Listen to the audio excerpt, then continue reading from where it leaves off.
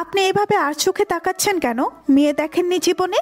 দেখে তো ভদ্র ঘরের ছেলে মনে হয়, কিন্তু হাব ভাব দেখে তো মনে হচ্ছে বখাটে। না, এত অপমান তো সহ্য হয় না। আসলে আপনি দেখতে সুন্দর তো, তাই বারবার আপনাকে দেখে যাচ্ছি। ছি ছি, লজ্জা করে না পরনারীকে দেখতে? আল্লাহ আপনাকে এত সুন্দর বানিয়েছেন, সৌন্দর্য না দেখলে তো পাপ হবে। অসভ্য কোথাকার। হ্যাঁ, আপনার মুখে ডাকটা অনেক মিষ্টি লাগছে। মেয়েটাই সহ্য করতে না পেরে বাস কন্ট্রাক্টরকে রেখে বলল। এই বাস থামান। কন্ট্রাক্টর এসে বলল, কিছু কি হয়েছে ম্যাম? আমি নেমে যাব। কেন ম্যাম? বাসে বখাটে অসভ্য ছেলের অভাব নাই, তাই। কে কি করেছে আমাকে বলেন। এরে সেরেছে, এখন যদি আমার নাম বলে তাহলে তো বাসের সবাই খেপে যাবে। কিন্তু মেয়েটি আমাকে বল প্রমাণিত করে বলল, আমাকে নামিয়ে দাও, আমি রিক্সা করে চলে যাব। সে নেমে গেল। মনটা খারাপ হয়ে গেল। লাইফে প্রথমবারের মতো কোনো মেয়ের উপর ক্রাশ খেলাম। শুধু ক্রাশ না, প্রেমে পড়লাম। তাও তার নাম ঠিকানা জানা হলো না। হলো কি ঝগড়া। না, আমাকে ওই মেয়েটির পরিচয় জানতে হবে। আমি কন্ট্রাক্টরকে ডেকে বললাম, মামা, এখন যে মেয়েটি নেমেছে সে কি প্রতিদিনই বাসে যাতায়াত করে? জানি না ভাই, আজকেই প্রথম দেখলাম। ও যাক, আমি ভার্সিটি চলে আসলাম। এবার আসুন পরিচয়টা দিয়ে নেই। আমি মেঘ, অনার্স লাস্ট ইয়ার স্টুডেন্ট, মা বাবার দ্বিতীয় সন্তান। আমার ছোট একটা বোন আছে যে আমার ভালোবাসার ভাগ কারে। যাক, ভার্সিটিতে ঢুকতে যাব তখনই কারোর সাথে ধাক্কা খেলাম। সামনে তাকে দেখি ক্রাশ থকু। বাসে সেই সুন্দরী আমাকে দেখে রেগে গিয়ে বলল, ছি ছি, লম্পট দেখেছি কিন্তু আপনার মতো না। আমাকে ফলো করতে করতে এখানেও চলে এসেছেন, অসভ্য কোথাকার। এই বলে সে হনহন করে হেঁটে চলে গেল। আমি ক্লাসরুমে চলে এলাম। মাথায় শুধু মেয়েটির কথাই ঘুরপাক খাচ্ছে। যাক, ক্লাসে এসে পিছনে সিটে বন্ধু রাবির সাথে বসে বললাম, আজকে নাকি নতুন স্যার নাকি ম্যাম আসবে, তাই ক্লাসের সবাই অনেকে ওয়েলকাম জানানোর জন্য ক্লাসরুমটা সাজিয়েছে। এত আধিক্যতার কোনো মানেই বুঝি না। স্যারই তো, এসে কি করবে? পড়িয়ে পড়িয়ে প্যারা দেবে আর কি। প্রথম ক্লাসটাই নাকি নতুন স্যার বা ম্যাডাম, সে যাই হোক, এতে আমার কি? আমি তোর ক্লাসে মনোযোগী না? তো কিছুক্ষণ পর কেউ একজন আসলো আর সব স্টুডেন্ট দাঁড়িয়ে গেল। আমি বসে বসে মোবাইল টিপছি। প্রিন্সিপাল আমাকে দেখে বলল, এই বেয়াদব স্যার আসছে, দেখেন না? Sorry sir. ও মা, সামনে তাকে দেখে আমার ক্রাশ প্রিন্সিপালের সাথে দাঁড়িয়ে। ওকে দেখে আমার হার্টবিট বেড়ে গেল প্রচুর পরিমাণে। আমি হাঁ করে তাকিয়ে আছি দেখে রাফি বলল, কিরে, কি দেখিস হাঁ করে? মামা, ওই মেয়েটাই আমার ক্রাশ। কি? অবশেষে যেই একটা ক্রাশ খেলি, তাও আবার ম্যাডামের ওপর? আল্লাহ, তুমি আমারে উঠাই নাও। আরে চুপ কর, আগে ম্যাডাম থুকু ক্রাশের কথা শুনি। তো নতুন ম্যাডাম মানে ক্রাশ নিজের পরিচয় দিচ্ছে। হাই স্টুডেন্ট, আমি মায়া, তোমাদের নতুন ম্যাম। আমি সদ্য পাশ করেই বেরিয়েছি, ঢাবি থেকে গ্র্যাজুয়েশন কমপ্লিট করেছি। ক্রাশের নামটা কিন্তু সেই মায়া, মনটাই জুড়ে যায়। আর গলার আওয়াজটা সেই রকম মিষ্টি। আমি ম্যামের দিকে হা হয়ে তাকিয়ে আছি। ম্যাম এটা দেখতে পেরে আমাকে বলল, এই ছেলে, এদিকে আসো। ওনাকে ডাকতে দেখে আমি চুপসে গেলাম ভয়ে। আমি কাঁপতে কাঁপতে তার কাছে গেলাম। আমাকে দেখে বলল, কি হয়েছে, এত ভয় পাচ্ছ কেন? না ম্যাম, এমনি। ম্যাম প্লিজ সকালের জন্য আমাকে ক্ষমা করে দিবেন। দিব দিব, দাঁড়াও এখানে। ম্যাম আবার বলতে লাগলো, সো স্টুডেন্ট, আমরা আজকে কোনো ক্লাস করব না। আজকে পরিচিত হব, তবে নর্মালি না, একটা গেমের মাধ্যমে। সবাই খুশিতে বলতে লাগলো, ওকে ম্যাম। তো গেমটা হচ্ছে সবাই নিজেদের পরিচয় একটা পেজে লিখবে। এবার আমাকে দেখে বলল, এই ছেলে, নাম কি? ম্যাম মেঘ। মেঘ সবার থেকে কাগজটা নিয়ে আসবে, তবে কেউ সহজেই কাগজটা দিবে না। কাগজের বদলে যে কাগজ নিতে যাবে তাকে একটা করে থাপ্পড় খেতে হবে। হ্যাঁ, তোমরা চাইলে কাগজ থাপ্পড় ছাড়াও দিতে পারো, এইটা তোমাদের উপরে নির্ভরশীল। তো সবাই লিখতে শুরু করো। কাগজ নেবে মেঘ। আমি ম্যামের দিকে তাকালাম। ম্যামের ঠোঁটে হাসি দেখতে পেলাম। তাহলে কি ম্যাম এসব ইচ্ছে করে করছে? আমি রাগ করে বললাম, এত স্টুডেন্ট থাকতে আমি কেন কাগজ উঠাবো? তোমাকে এই গেমের জন্য বেস্ট মনে হলো, কি বলো সবাই? সবাই আমার দিকে তাকিয়ে বলল, ঠিক ম্যাডাম। আমি বুঝতে পারলাম আজকে আমার গালের 12টা বাজবে। সবাই জ্বালানোর প্রতিশোধ আজ নেবে। সবার লেখা শেষ। ম্যাম বলল, যাও, এবার খাতা নিয়ে আসো। আমি প্রথমে গেলাম রাফির কাছে। সে আমাকে জোরে থাপ্পড় মেরে কাগজটা দিল। এভাবে সবাই থাপ্পড় মেরে কাগজ দিল। এত করে বললাম ট্রিট দেবো, এই দেবো সেই দেবো, কিন্তু না, সবাই থাপ্পড়ের বদলেই দিবে বলল। শালা, এক একটাকে আমি দেখে নেব। যাক, কাগজগুলো তুলে ম্যামকে জমা দিতে গেলাম। ম্যাম কাগজ জমানোর সময় হেসে হেসে বলল, কেমন লাগলো মেঘ সাহেব? আর কোনোদিন বাসে কোনো মেয়ের সাথে খারাপ ব্যবহার করলে এর চেয়েও খারাপ অবস্থা হবে। আমি রাগে গজগজ করতে করতে সিটে আসলাম। এসে রাফিকে দিলাম কয়েকটা লাগিয়ে। মার খেয়ে এসে বলল, দোস্ত, মারিস কেন? তোর কাছ থেকে থাপ্পড় খাবো আশা করিনি। শালা, অনেক দিন তোকে মারি না, তাই হাত পরিষ্কার করে নিলাম। তাহলে আসতে মারতে পারতি। আমি শাকচুনি ম্যামকে দেখে নেব। ক্রাশে যদি কি হয়েছে আমি বোঝাবো। সে যতই ডেভিল হোক, আমিও ফাজিলে সর্দার। আমিও দেখে নেব। পরদিন বাসে করে আসছিলাম, প্রায় 2টা স্ট্যান্ড পেরিয়ে আসলাম। পাশে আমার বান্ধবী নীলা বসে আছে, কিন্তু ম্যাডাম এখনো বাসে উঠলো না। আচ্ছা, ম্যাডাম কি প্রতিদিন একই সময় আসবে? না। পরের স্ট্যান্ডে থামলো, না এবার উঠিনি। মনে হয় ম্যাডামের বাড়ি এখানে না। বাস ছাড়তে শুরু করলো। এমন সময় কন্ট্রাক্টর বাস আবার থামালো, আর একটা মেয়ে উঠলো বাসে, কলাপাতা রঙের শাড়ি পরা। আমি হা হয়ে তাকিয়ে আছি। আরে এইটা তো মায়া ম্যাডাম, মানে ওই টেবিলটা। ওরে কিভাবে শিক্ষা দেবো? ওরে দেখলে তো মনটা ছটফট করে ওঠে। যাক, মায়া উঠে আমাকে সিটে বসা দেখে একটু রাগে লুকে তাকালো, তারপর সামনের একটা সিটে বসে গেল। সারা রাস্তায় আমি তার কথাই ভাবছিলাম। বাস থেকে নেমে ক্লাসরুমে চলে আসলাম। ক্লাসে এসে হারামি বন্ধুগুলোর সাথে আড্ডা মেতে উঠলাম। তবে মাথায় একটা চিন্তাই, ক্লাসে সবাইকে থাপ্পড় মারা শাস্তি ভোগ করতেই হবে। আমি আর রাফি রুমে বসে আছি। রাফিকে কালারতে একটা ইঁদুর আনতে বলেছিলাম, হারামিটা নিয়ে এসেছে সাথে করে। প্রথম ক্লাস মায়া ম্যাডামের। আরে শালা, প্রতিশোধ তাহলে একসাথে নিয়ে নিতে পারবো। মায়া ম্যাডাম ক্লাস শুরু করেছেন। বারবার রাগে লোক নিয়ে আমার দিকে তাকাচ্ছেন তিনি, কিন্তু আমি তো এখনো কিছু করিনি। তবে হ্যাঁ, এখন করব। আমি রাফিকে ইশারা দিয়ে ইঁদুরটা ছেড়ে দিতে বললাম। যেইভাবে সেই গাছ, চোরের সাথে বাটপারি করা, এবার বুঝবে মজা।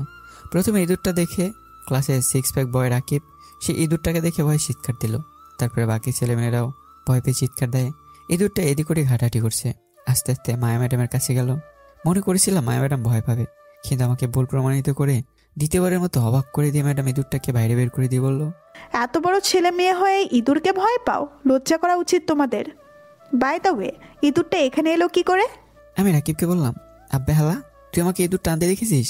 আর কিছু বলতে যাবো তার আগে মায়া ম্যাডাম রাগে গজগজ করতে করতে আমার কাছে এসে বলল, এত বড় হয়েছো কিন্তু জ্ঞান বাড়েনি। নিজেকে কি ফাজিলের সর্দার মনে করে? অনেক বড় মনে করে। যাও, ক্লাস থেকে বের হয়ে যাও, এক্ষুনি বের হয়ে যাও। কিন্তু ম্যাম। কোনো কিন্তু না, যাও। Get out of my class right now. Ma'am, এইটা ওই ফাজিল মেয়ে এনেছে। আমি বেরিয়ে আসলাম। না, এই টেবিলটাকে শিক্ষা দিতে হবে। ক্রাশ বলে ছেড়ে দিব না। ম্যাডাম একটিবারও জানতে চাইনি ইঁদুরটা কে ছেড়েছে। কোনো উপযুক্ত প্রমাণ ছাড়া আমাকে দোষী বানিয়ে শাস্তি দিল। না, প্রথমে রাকিবকে শাস্তি দিতে হবে, তারপর ম্যাডামকে। হ্যাঁ, পেয়েছি। ক্লাস শেষে সবাই বেরোচ্ছে, এমন সময় আমি গিয়ে রাকিবকে জড়িয়ে ধরে বললাম, দোস্ত সরি। কিন্তু কেন? এমনি। রাকিব হাঁটতে শুরু করলো। সবাই তাকে দেখে হাসছে। তার পিঠে একটা কাগজ লাগানো, কাগজে লেখা আছে সে একটা গাধা। এটা বলে সবাই হাসছে। রাকিব এদিক ওদিক তাকাচ্ছে, বারবার তার প্যান্ট আর শাড়ির দিকে তাকাচ্ছে। হঠাৎ করে পিছন থেকে তার এক বন্ধু তাকে জিজ্ঞাসা করলো, কিরে, সবাই আমাকে দেখে হাসছে কেন? তোর পিছনের লেখা কাগজটা পড়ে হাসছে। কি কাগজ? ওই বন্ধুটা কাগজটা নিয়ে রাকিবকে দেখালো। রাকিব কাগজটা পড়ে রেগে গিয়ে আমার কাছে আসলো। আমাকে এসে বলল, শালা, তোকে আমি ছাড়বো না, আজকে তোকে জানে মারবো। আমাকে ধরতে পারলে তবেই তো। এই বলে দিলাম দৌড়। রাকিব আমার পিছন পিছন দৌড়াচ্ছে। হঠাৎ করে কারোর সাথে ধাক্কা খেলাম। ধাক্কার জোর সামলাতে না পেরে পড়ে গেলাম। আমি তাড়াতাড়ি উঠে বললাম, কিরে, চোখ নেই? এইটা বলে মানুষটার দিকে তাকালাম। শালার আজকের দিনটাই খারাপ। এইটা যে মায়া ম্যাডাম। আমি ম্যাডামকে বললাম, সরি ম্যাডাম, আমি আসি। এই বলে দৌড় দিতে যাবো, তখনই ম্যাডাম বলল, ভদ্রতা বলতে কিচ্ছু শিখোনি তাই না? একটা মানুষ মাটিতে পড়ে গেলে যে তাকে হাত বাড়িয়ে দিতে হয়, তুলতে হয়, এটাও জানো না? Sorry ma'am. আমি হাতটা বাড়িয়ে দিলাম। ম্যাডাম আমার হাতটা ধরে উঠলো। এই প্রথম করে মেয়ের হাতের স্পর্শ পেলাম। কি নরম হাত ম্যাডামের। আমি থেকে উঠে চলে যাচ্ছিলাম, এমন সময় ম্যাডাম বলল, ফাজলামি ছেড়ে দাও, এখন থেকে ফাজলামি করতে পারবে না। আমি ফাজলামো ছাড়বো না, আপনি টেবিলগিরি ছেড়ে দেন। কি বললে তুমি? এই রে, মুখ ফুসকি কি বেড়ে গেল। মেঘ তুই ভাগ, নাহলে তোর কপালে দুঃখ আছে। আমি দিলাম এক দৌড়, একেবারে বাসায় চলে আসলাম। বাসায় আম্মুকে বললাম, আম্মু তোমার পেতনিটা কোথায়? সে এখনো কলেজে। এতক্ষণ কি করছে? ক্লাস আছে নাকি? যা, ওকে নিয়ে আয় বাবা। আচ্ছা যাচ্ছি। আমি বাইকটা নিয়ে কলেজের সামনে গেলাম। হ্যাঁ, ক্যাম্পাসে যাওয়ার সময় বাইক নিয়ে যায় না, কারণ বাসে করে যাওয়ার মজাই আলাদা। আর এখন তো আরও মজা। আমি বিগত 10 মিনিটের উপরে দাঁড়িয়েছি, কিন্তু পেতনিটার আসার নামগন্ধ নেই। ওই তো বের হয়েছে জান্নাত। ও হ্যাঁ, জান্নাত হলো আমার বোন, এবার ইন্টার ফার্স্ট ইয়ারে পড়ে। জান্নাতের সাথে তার বান্ধবী মুস্কানকেও দেখতে পাচ্ছি। জান্নাত আমাকে দেখে বলল, সূর্য আজকে কোন দিকে উঠেছে? মহারাজ কি মনে করে আমাকে নিতে এসেছে? তোর মতো পেতনিকে কে নিতে আসবে? মা বলেছে তাই আসছি। কি? আমি পেতনি? কুত্তা! আজকে তোকে যদি আব্বুর হাতে মাইর না খাওয়াই, তাহলে আমার নামও জান্নাত না। পাশ থেকে মুস্কান এসে বলল, আরে রাস্তায় এসব কি করছিস তোরা? এ, তোর বান্ধবীকে পেতনি বলছে আর তুই হাসছিস? আরে চল এবার। হ্যাঁ। জান্নাত আমার বাইকে উঠে বসলো। আমি গাড়ি স্টার্ট দিচ্ছিলাম, তখনই জান্নাত বলল, ভাইয়া, মুস্কানকে একটু নামিয়ে দিবি, ওর বাসা কাছেই। আমি কিছু বললাম না। মুস্কান উঠে পড়লো। মুস্কানকে নামিয়ে দিচ্ছিলাম, এমন সময় দিকে মায়া ম্যাডাম রিক্সা করে যাচ্ছে, আর আমার দিকে এমনভাবে তাকিয়ে আছে, চোখগুলো খুব লাল ছিল, হয়তো রেগে আছে। রিক্সা থেকে যতক্ষণ দেখা যাচ্ছে আমাকে দেখেছে। আমি মুস্কানকে নামিয়ে দিলাম। মুস্কান বলল, এই জান্নাত, তোর ভাইকে নিয়ে আমাদের বাসায় চল না আজ না, অন্য একদিন আসবো। প্লিজ। সরি, আজকে না। আচ্ছা, আল্লাহ হাফেজ, কালকে কলেজে দেখা হবে। আমি বাইক স্টার্ট দিচ্ছি, এমন সময় গাড়ির কাছে দিকে মুস্কান আমাকে দেখে মুস্কে হাসছে। আমি হাসার কারণ বুঝলাম না। জান্নাতকে নিয়ে গাড়ি চালাচ্ছিলাম, এমন সময় জান্নাতকে বললাম, আচ্ছা তোর বান্ধবী আমাকে দেখে মুস্কে হাসলো কেন? ও মা, একটা মেয়ে কখন মুচকি মুচকি হাসে জানোস না? না। প্রেমে পড়লে। তোর মাধ্যমিক কার প্রেমে পড়েছে? তোর। আমি গাড়িটা জোরে ব্রেক করলাম। বোন বলল, এভাবে গাড়ি থামালি কেন? কি বললি তুই? হ্যাঁ, মুস্কান তোকে ভালোবাসে, আর মুস্কানকেও আমার ভাবি হিসেবে অনেক ভালো লাগে। বিয়ে করে নে ওকে। ছি, তোর বান্ধবী মানে আমার বোন? থাক, জ্ঞান দিতে হবে না, চল এবার। হ্যাঁ। আমি গাড়ি স্টার্ট দিলাম। জান্নাত আবার বলল, ভাইয়া, মুস্কান কিন্তু অনেক ভালো মেয়ে। তো? অনেক সুন্দর। তো? অনেক রূপবতী, গুণবতী। আচ্ছা এসব আমাকে বলছিস কেন? ওর সাথে প্রেম করার জন্য। থামবি এবার নাকি থাপড় খাবি? প্রেম কর ওর সাথে, বিয়ে আমি দিব। জান্নাত, বেশি বাড়াবাড়ি হয়ে যাচ্ছে। আমি কি? কিছু না। আচ্ছা। জান্নাতকে বাসায় পৌঁছে দিয়ে আমি রুমে চলে এলাম। হঠাৎ করে একটা অচেনা নাম্বার থেকে কল আসলো। প্রথমে রিসিভ করলাম না, অচেনা নাম্বার বলে। তারপর আরো কয়েকবার কল দিল। বিরক্ত হয়ে ফোনটা ধরলাম। কি সমস্যা কি? বারবার কল দিচ্ছেন কেন? অবাস থেকে মেঘলি কণ্ঠে বলল, কুত্তা, তোর সাহস তো কম না, গাড়িতে মেয়ে নিয়ে ঘোরাঘুরি করিস। এবার বিরক্তিবোধটা আরো বেড়ে গেল। আমি মেয়েটিকে বললাম, আপনি কে? আর আমি মেয়ে নিয়ে ঘুরবো কি করবো না সেটা আমার বিষয়। ওই কুত্তা, তোর হাত পা ভেঙে আমি পঙ্গু করে দিব, লুচ্চামি করা বন্ধ কর। কে আপনি? শালা, আমি তোর হবু বউ। আপনি আপনার লিমিট ক্রস করছেন। চুপ কর কুত্তা, লিমিট তুই ক্রস করেছিস। আজকের পর যদি আর কোনোদিন কোনো মেয়েকে তোর বাইকের পিছনে বসা দেখি তাহলে তোর খবর আছে। আরে মনে হয় পাবনা থেকে সারা পেয়েছেন, বেশি দেরি হয়নি। কি যাতা বলছেন? কে আপনি? আর আমি 100 বার মেনে করবো, এতে আপনার কি?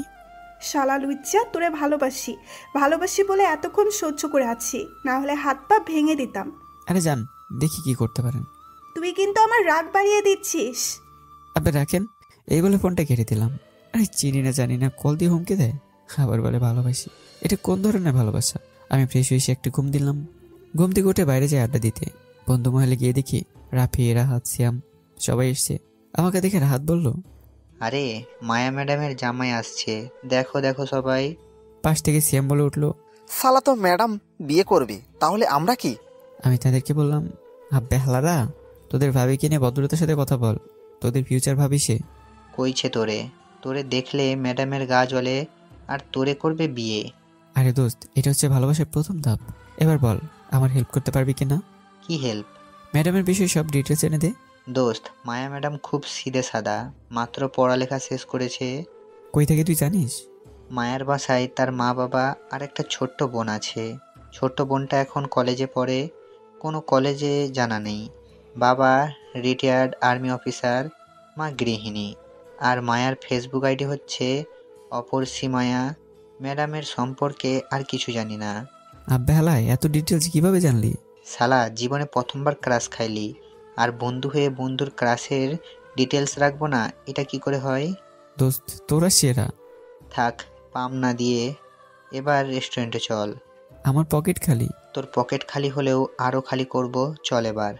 শালারা সবাই আমার 3000 টাকা হজম করে নিল। কি পেটুক বন্ধু, কিন্তু তাদেরকে অনেক ভালোবাসি। বন্ধু তো কি তাদের না দেখলে বুঝতে পারতাম না। সবার থেকে বিদায় নিয়ে বাসায় আসলাম।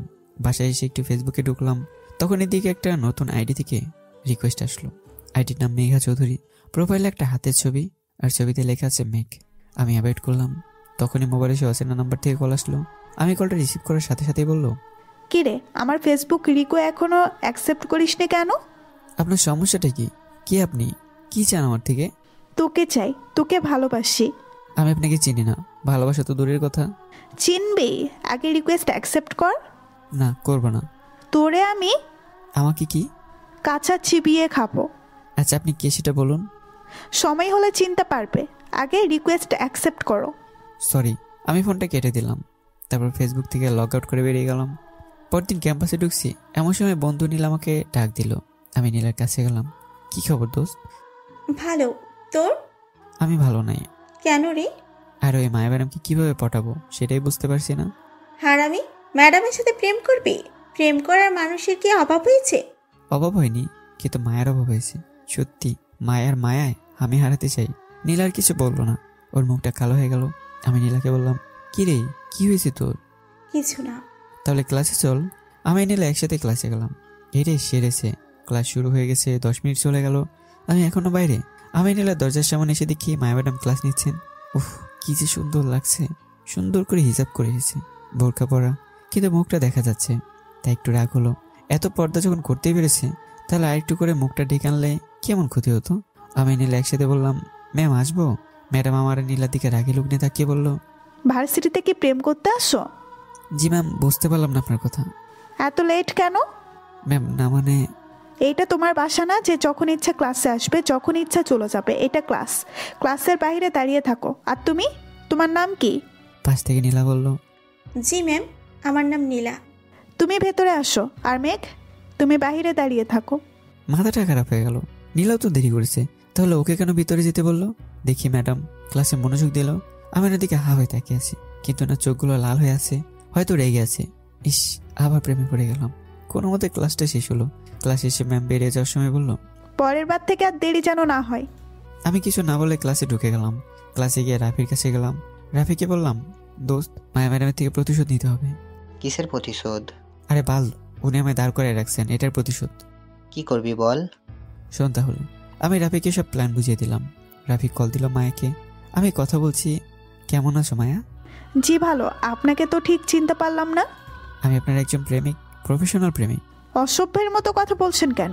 আর নিজের পরিচয় দেন, না হলে ফোন রাখছি। আচ্ছা, আজকে কলেজ ছুটির পর বাস স্ট্যান্ডে দাঁড়াবেন, আমি আসবো। হ্যালো হ্যালো, কে আপনি? আমি ফোনটা কেটে দিলাম। রাফিকে বললাম, দেখ, আজকে ওকে দাঁড় করে রাখবো। ক্লাস শেষে আমি বেরোচ্ছি, এমন সময় নীলা এসে বলল, মেঘ, বল। কিছু কথা আছে। পরে শুনবো, আগে মায়া ম্যাডামকে একটু শাস্তি দিই। চল রাফি, আসি দোস্ত। আমি চলে আসলাম। বাস স্ট্যান্ডে গিয়ে দেখি ম্যাডাম দাঁড়িয়ে আছে। আমি আর রাফি লুকিয়ে ম্যাডামকে কল দিলাম। কল দেওয়ার সাথে সাথে ম্যাম বিরক্তি নিয়ে বলল, কই আপনি? এই তো আসতেছি, 5 মিনিট অপেক্ষা করেন। 5 মিনিট বলে আমি ম্যামকে আধ ঘন্টা দাঁড় করিয়ে রাখলাম। ম্যামের মুখ রোদে পুরো খারাপ হয়ে গেল। না, এবার ম্যামকে আর দাঁড় করে রাখা যাবে না। আমি আস্তে আস্তে ম্যামের পিছনে গিয়ে ম্যামকে বললাম, ম্যাম, কারোর জন্য কি অপেক্ষা করছেন? এটা তোমার না জানলেও চলবে। যার জন্য অপেক্ষা করছেন সে আসছে না। মানে? এটা খুবই সহজ। আপনি আমাকে দাঁড় করে রাখছেন, আমি আপনাকে। তাহলে এসব তোমার প্ল্যান? তোমাকে আমি কিচ্ছু করতে পারবেন না বলে দিলাম একদর। পিছন থেকে ম্যাম রাগে গজগজ করতে করতে কিছু একটা বলল। আপনি যদি ডেভিল হন, আমিও ফাজিল কিং। বাসায় চলে আসলাম। বাসায় ঢুকে দেখি জান্নাত তার বান্ধবী মুস্কানকে নিয়ে আড্ডা দিচ্ছে। মুস্কান আমাকে দেখে একটু লজ্জা পেল। শালার কি ঢং। জান্নাত আমাকে দেখে বলল, ভাইয়া আয় আমাদের সাথে আড্ডা দিই। তোদের সাথে আড্ডা দিতে যাব কেন? আরে আয়। আমি বসলাম। জান্নাত কথা বলেই যাচ্ছে। তখন মুস্কান বলল, কেমন আছো মেঘ? জি ভালো। ওয়েট, কি বললে তুমি? কেমন আছেন জিজ্ঞাসা করছি। না, তুমি আমার নাম ধরছো। আপনি ভুল শুনেছেন। না, আমি ঠিকই শুনেছি। ভাইয়া তুই ভুল শুনেছিস, যা ফ্রেশ হয়ে আয়, আমি খেতে দিচ্ছি। হ্যাঁ, আমি ফ্রেশ হতে আসলাম। মুস্কান মেয়েটাকে সুবিধার মনে হচ্ছে না। জান্নাতের সাথে কথা বলে ক্লিয়ার করতে হবে। আমি ফ্রেশ হয়ে ওয়াশরুম থেকে বের হয়ে দেখি মুস্কান আমার রুমে। ওকে থেকে ঘাবড়ে গেলাম। আমি জিজ্ঞাসা করলাম, ওকে কি চাই? কিছু না, একটু রুমটা দেখছিলাম। দরকার নেই, যাও নিচে যাও। মুস্কান চলে গেল। আমি নিচে গিয়ে খাবার খেয়ে রুমে এসে ঘুম দিলাম। ঘুম থেকে উঠে দেখি জান্নাত আমার পাশে বসে আছে। আমি ওকে দেখে বললাম, কি হয়েছে?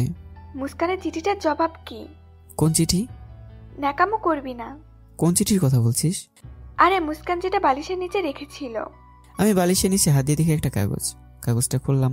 কাগজে লেখা আছে, প্রিয় মেঘ, প্রথম দেখায় তোমার প্রেমে পড়েছি। তোমাকে অনেক ভালোবাসি।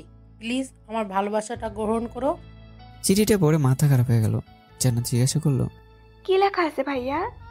আর তোর উত্তর কি? তোকে মানা করেছিলাম না ওই মেয়েটাকে প্রশ্রয় না দেওয়ার জন্য, কিন্তু তুই? আর আমি ওকে ভালোবাসি না, আমি অন্য কাউকে ভালোবাসি। জান্নাত কিছু না বলে চলে গেল। এই প্রথম আমি আমার বোনটাকে মারলাম। ওকে কোনোদিন আঘাত দিইনি, কিন্তু আজকে আমি ওর গায়ে হাত তুললাম। ছি। আমি জান্নাতের রুমে গেলাম। সে লাইট অফ করে শুয়ে আছে। আমি শিওর সে কাঁদছে। আমি লাইট অন করে তার পাশে গিয়ে বসে পড়লাম। সরি বোন, আমি বলে থাপ্পড় মেরে দিছি। সরি, মাফ করে দে। কাঁদিস না বোন, প্লিজ। তোর কান্না যে সহ্য করতে পারি না আমি। জান্নাত কাঁদতে কাঁদতে বলল, আমি অনেক খারাপ তাই না ভাইয়া? না বোন, তুই সবার থেকে বেস্ট। সরি। না ভাইয়া, আমি সরি, আমি একটু বেশি করে ফেলেছি। না বোন, কিন্তু আমি অন্য কাউকে ভালোবাসি যে। কে সে ভাইয়া? কালকে দেখাবো, যাবি আমার সঙ্গে? অবশ্যই যাব, ভাবিকে দেখা লাগবে। এবার কান্না থামা। আমাকে মারলি কেন? সরি রে, খুব লেগেছে তাই না? বল কি করলে আমাকে মাফ করবি? আমার জন্য ফুচকা, আইসক্রিম আর চকলেট নিয়ে আয়, তারপর মাফ করব। আচ্ছা আনতেছি। তুই আমার বেস্ট ভাইয়া। থাক, পাম দেওয়া লাগবে না।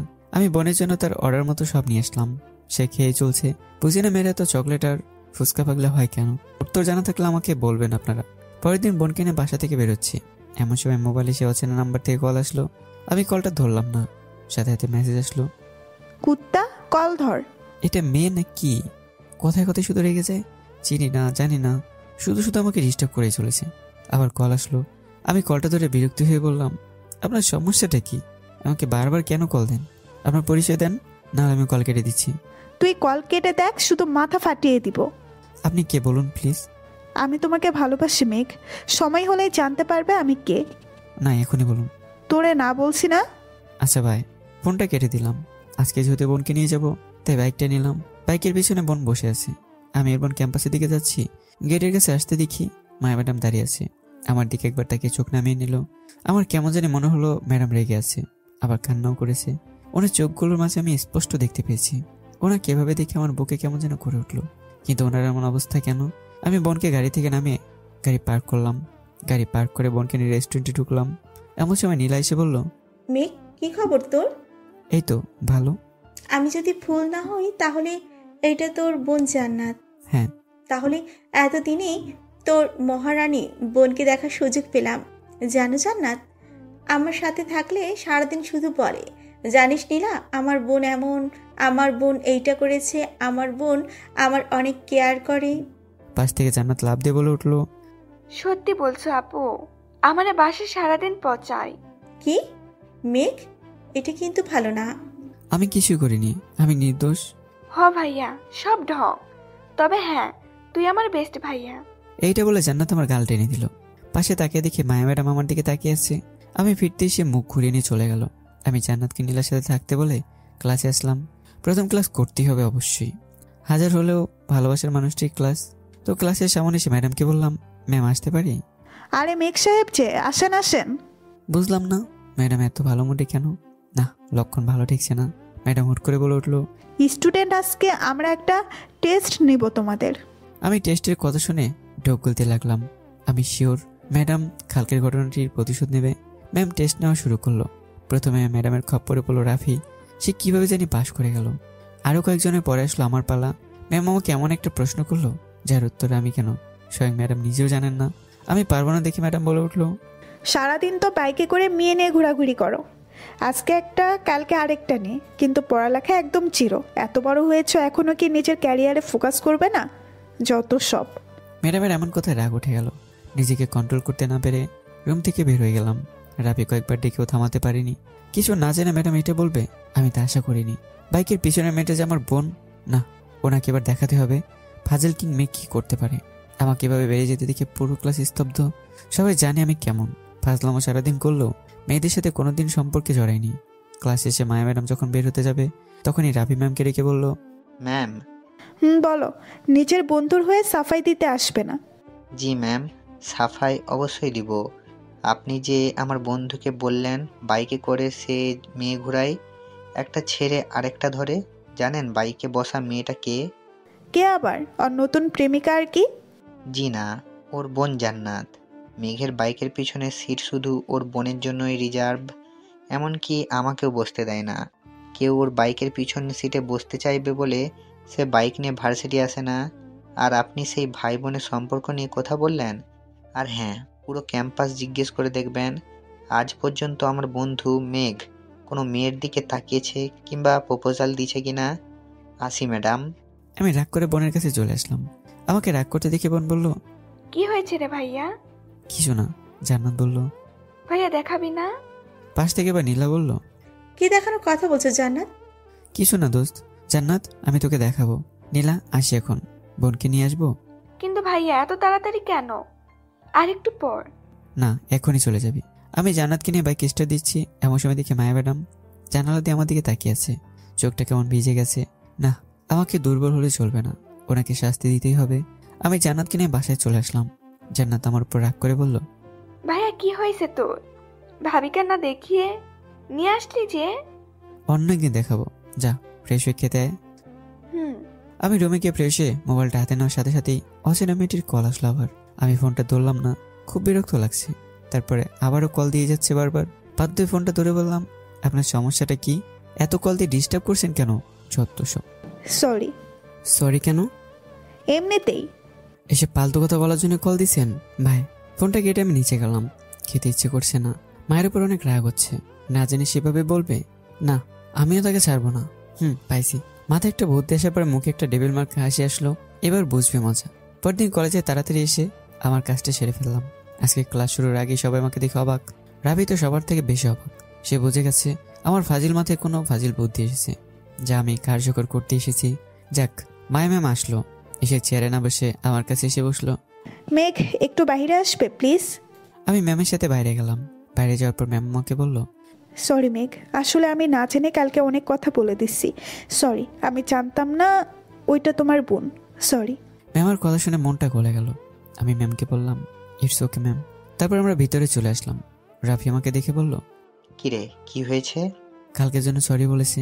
বাহ, প্রেম এখন সরি পর্যন্ত এগিয়ে গেল। আবে চুপ কর। ম্যাম এসে বলল, স্টুডেন্ট, আজকে আমরা এই জিনিসটা শিখবো। এটা বলতে বলতে ম্যাম চেয়ারে বসে পড়ল। আর বসার আগে আমি চিৎকার দিতে যাব, তার আগে ম্যাম চেয়ার ভেঙে তপাস করে নিচে পড়ে গেল। উপস্থিত সবাই ম্যামকে দেখে হাসছে। ম্যাম একটু লজ্জা পেল আর আমার দিকে রাগি লোকে তাকালো। ম্যাডাম জানে এটা আমারই কাজ। উনি কিছু না বলেই ক্লাস থেকে চলে গেলেন। শিক্ষার্থীরা এসে যাচ্ছে, মনটা আবার খারাপ হয়ে গেল। আমি তাড়াতাড়ি রুম থেকে বের হয়ে ম্যামের পিছন পিছন কিছু দূর গিয়ে বললাম, ম্যাম। ম্যাম থামছে না। আমি আবার ডাক দিলাম, ম্যাম আই এম সরি। এবার ম্যাম পিছনে ফেললো, ওনার চোখে পানি। এই প্রথম কেমন জানি নিজেকে দোষী মনে হচ্ছে। আমি ম্যামকে বললাম, ম্যাম আসলে। থাক, আমার উপর যখন এতই রাগ, তাহলে অন্যভাবে সে রাগটা মেটাতে এভাবে সবার সামনে আমাকে হেনস্থ করার কি দরকার ছিল? সরি মেঘ সাহেব। ম্যাম চলে গেল। আমি ক্যান্টিনে চলে আসলাম। কলেজ ছুটির পর ম্যামের জন্য দাঁড়িয়ে আছি। ওই তো মায়াকে দেখা যাচ্ছে, চোখগুলো ফোলা, হয়তো কান্না করেছে অনেকক্ষণ। আমি ম্যামের সামনে গিয়ে কিটক্যাটের বক্স টেকে দিয়ে বললাম, সরি ম্যাম, আসলে আমি না জেনে। ম্যাম কিছু না বলে পাশ কেটে চলে গেল। উনি বাসের জন্য অপেক্ষা করছে। আমি ওনার পাশে দাঁড়িয়ে ওনাকে বললাম, ম্যাম সরি, প্লিজ মাফ করে দেন। এমন সময় ম্যাডাম যা করলো তা দেখে আমার জান যায় অবস্থা। ম্যাডাম হাতে কিটক্যাটের বক্সটা নিয়ে জোরে চিৎকার দিয়ে বলল, কেউ এই ছেলেটাকে ধরেন, ছেলেটা আমার চেন চুরি করেছে। কথাটা শুনে আমি তো থবনে গেলাম। আশেপাশের লোকজন এবার ম্যামের দিকে তাকানো শুরু করলো। আমি আল্লাহর নাম নিয়ে নিলাম এক দৌড়। কে পায় আমাকে? পিছনে তাকে দেখি ম্যাডাম হাসছে আর কিটক্যাটের খোসার ছিলে খাচ্ছে। শালার এইভাবে বদলা নিল, তার উপর আমার চকলেটও খেলো। আমি কোনো মতে যান বাঁচিয়ে বাসায় চলে আসলাম। বাসায় এসে আমাকে আপাতে দেখে বোন বলল, কিরে ভাইয়া, কি হয়েছে তোর? এভাবে হাঁপাচ্ছিস কেন? পাগলা কুকুর পিছনে লাগছিল। কথাটি শুনে ভিতরের ঘর থেকে এজনে এসে উঠলো। আমি জান্নাতকে জিজ্ঞাসা করলাম, কিরে কে হাসছে? আমার বান্ধবী মুস্কান। আমি রুমে চলে আসলাম। রুমে আসার পর আমার পিছু পিছু মুস্কান আসলো। এসে দরজার কাছ থেকে দাঁড়িয়ে আমাকে বলল, ভেতরে আসতে পারি? না চাইলেও তাকে আসতে বললাম। এসে আমাকে বলল, আপনাকে ওই দিন একটা চিঠি দিয়েছিলাম, তার উত্তর জানতে এসেছি। কি চিঠি? এত ঢং করেন কেন? মুখ সামলে কথা বলুন। আচ্ছা সরি, প্লিজ উত্তরটা বলুন। আপনি যা ভাবছেন তা কখনো সম্ভব নয়, প্লিজ চলে যান। মুস্কান আমাকে বলল, সত্যি আমি তোমাকে অনেক ভালোবাসি মেঘ, তোমাকে ছাড়া আমি বাঁচবো না। প্লিজ, আমি তোমাকে অনেক ভালোবাসি। আমি ভালোবাসি না, প্লিজ চলে যান। না, আমি যাব না। আমি চিৎকার করে জান্নাতকে বললাম, জান্নাত তোর বান্ধবীকে নিয়ে যা। জান্নাত দৌড়ে এসে বলল, কি হয়েছে ভাইয়া? তোর বান্ধবীকে নিয়ে যা। কি হয়েছে মুস্কান? মুস্কান কিছু না বলে জান্নাতের সাথে চলে গেল। কি একটা অবস্থা, মাত্র কলেজে পড়ে আর বলে আমাকে ছাড়া মরে যাবে। এইসব আবেগ খুঁজে রাখি। আমি ফ্রেশ হয়ে ফেসবুকে ঢুকলাম। ফেসবুকিং করছি এমন সময় মেঘা চৌধুরী আইডি থেকে মেসেজ এলো, রিকোয়েস্ট অ্যাকসেপ্ট করেন। সাথে সাথে মোবাইলে কল আসলো। বুঝি না হে মেয়েটা কি পাইছে। কল ধরে বিরক্তি স্বরে বললাম, কি হয়েছে কি? মেয়েটা কিছু না বলে হাসতে লাগলো। আমি ওনাকে বললাম, আপনি আসছেন কেন? আপনার কথা ভেবে। আমাকে কি জোকার মনে হচ্ছে? না, তার থেকেও বেশি। একটা মেয়ে আপনাকে যে দৌড়ানিটাই না দিল। আপনি সব কিভাবে জানলেন? আরে তোমাকে ভালোবাসি, তোমার সামান্য খবরটুকু রাখবো না তা কি করে হয়? মাথায় ঢুকছে না। এই মেয়েটার কাছে আমার এসব খবর কিভাবে? না, আমাকে সাবধান হতে হবে। ফোনের অপর পাশ থেকে মেয়েটি বলল, চান্দু, তুমি যা ভাবছো তা কখনোই হবে না। ভাবছি মানে? আমি কি ভাবছি? যতই সাবধানে থাকো না কেন, তোমার খবর আমার কাছে থাকবেই। এই রে, এই মেয়েটা কিভাবে আমার কথা বুঝতে পারছে? না, এর সাথে বেশিক্ষণ কথা বলে পাগল হয়ে যাব। আমি কিছু না বলে ফোনটা কেটে দিলাম। ফোন কেটে ফেসবুকে ঢুকলাম, ক্রাশের আইডিতে অনেকক্ষণ ঘোরাঘুরির পর রিকোয়েস্ট পাঠাবো কি পাঠাবো না ভাবতে ভাবতে পাঠিয়ে দিলাম। ও মা, সাথে সাথে দেখি অ্যাকসেপ্ট করলো। আমি মেসেজ দিলাম, আসসালামু আলাইকুম। ওয়ালাইকুম আসসালাম। আপনি কে? কেন, আমাকে চেনেন না? না তো। তাই এত দৌড়ানোর পরে বলেন চেনেন না? আচ্ছা আচ্ছা মেঘ, তুমি? হ্যাঁ বলো। আরে শালা, এটা তো দেখি আমার না চেনার ভাব করছে। এত দৌড়ানোর পরে আমাকে নাকি চেনে না। জি ম্যাম, কেমন আছেন? এই তো অনেক ভালো আছি। বাই দ্য ওয়ে, কেমন লাগলো এক্সারসাইজ করে? আমারে দৌড় খাওয়ালেন, সাথে আমার চকলেটও খেলেন। ও হ্যাঁ, চকলেটের জন্য ধন্যবাদ। Sorry ma'am. সরি কেন? সকালের বিষয়টার জন্য। আরে সরি বলার প্রয়োজন নেই। আর তুমি যদি ফাজিল হও তাহলে আমি ডেভিল কুইন। আচ্ছা, আমিও দেখবো আপনি কতটুকু ডেভিল। আর পড়ালেখাও একটু মন দাও। মন তো দিয়েই দিলাম। কোথায়? পড়ালেখায়। ভালো। আচ্ছা বাই, পরে কথা হবে। ম্যাম অফলাইনে চলে গেল, আমি অফলাইনে চলে গেলাম। নিজের ডায়েরিটা নিয়ে প্রতিদিনের মতো লেখা শুরু করে দিলাম। ডায়েরিটা লেখা শেষ করে ডিনার করে ছাদে চলে এলাম। আকাশে খুব সুন্দর তারার মেলা, হালকা বাতাস বইছে। কেন জানি মায়ের কথা ভাবতে খুব ইচ্ছে হচ্ছে। ভাববো কি তাকে নিয়ে কিছুক্ষণ? ভাবার কি দরকার, সে তো আমার ভাবনা। আমার কল্পনা সবটাই জুড়ে দখল করে আছে। তারা দেখে ব্যস্ত হয়ে গেলাম। ফোনটা বেজে উঠলো, স্ক্রিনে তাকে দেখে অচেনা মেয়েটি। ফোনটা ধরে বললাম, জি বলুন। ওই সময় ফোন কেটে দিলে কেন? এমনিতেই। আচ্ছা, আপনি এমন কেন? কেমন? জানেন, আকাশে কিন্তু খুব সুন্দর করে তারারা খেলা করছে। আপনার কি ইচ্ছে হয় তারা দেখার? না। কেন? খোলা আকাশ আমার ভালো লাগে না। তাই তো সাথে বসে আকাশ পানে তাকিয়ে আছেন। বুঝলাম না। সাথে বসে বসে কি করেন তাহলে? কই, আমি তো নিজের রুমে। আপনাকে স্পষ্ট দেখা যাচ্ছে। আপনাকে বলেছিলাম আপনার প্রতিটা মুহূর্তের খবর আমি রাখি। বাই দ্য ওয়ে, আজকের পর আর ওই মেয়েটা আপনাকে ডিস্টার্ব করবে না। কোন মেয়েটা? ওই মুস্কান মেয়েটি। মানে? ও মা, আপনাকে না প্রপোজ করছে সে? আপনি জানেন কিভাবে? সত্যি করে বলুন তো, আপনি কে? আপনাকে ভালোবাসি। আপনাকে চিনি না, জানি না, ভালোবাসার কথা আসলো কোত্থেকে? আমাকে চিনতে হবে না, শুধু ভালোবাসলেই হবে। সরি, রাখি, আল্লাহ হাফেজ। ফোনটা রেখে আমি রুমে ফিরে আসলাম। না, আমাকে খুঁজে বের করতেই হবে। কে মেয়ে, কেনই বা আমার পিছু লেগেছে, জানাই দরকার। পরদিন ক্যাম্পাসে বসে আছি রাফির সাথে। রাফিকে বললাম, দোস্ত, একটা মেয়ে কল দিয়ে বলে ভালোবাসি। কি বলিস শালা, তোর তো কপাল খুলে গেছে। আরে পুরো কথাটা তো শুনবি আগে। বল। মেয়েটা আমার উপর নজর রাখছে। আমার মনে হয় মেয়েটা আমার পরিচিত। তুই একটা কাজ কর। কি? মেয়েটাকে খুঁজে বের কর, এটা নাম্বার। ওকে মামা, আমি দেখি। হ্যাঁ, এবার ক্লাসে চল। দুজনে ক্লাসে ঢুকলাম। কিছুক্ষণ পর ক্রাশ আসলো ক্লাস নিতে। ক্লাস নেওয়া শুরু করলো। আমি হয়ে ক্রাশকে দেখায় ব্যস্ত। হঠাৎ ক্রাশ মানে ম্যাম আমাকে ডাক দিল। মেঘ, জি। এই সলিউশনটা করো। হ্যাঁ, আমি বোর্ডে গিয়ে সবার আগেই সলিউশনটা করলাম। ম্যাম আমাকে বলল, বাহ, এত তাড়াতাড়ি কিভাবে করলে এটা? এটা খুব সহজ সলিউশন। তোমার মাথায় তো অনেক ট্যালেন্ট, তাহলে সারাদিন ফাজলামি করো কেন? একটু পড়ালেখায় মনোযোগ দাও। হ্যাঁ, চেষ্টা করব। হাজার হলো আপনি বলেছেন। মানে? না মানে, জি ম্যাডাম, আমি চেষ্টা করব।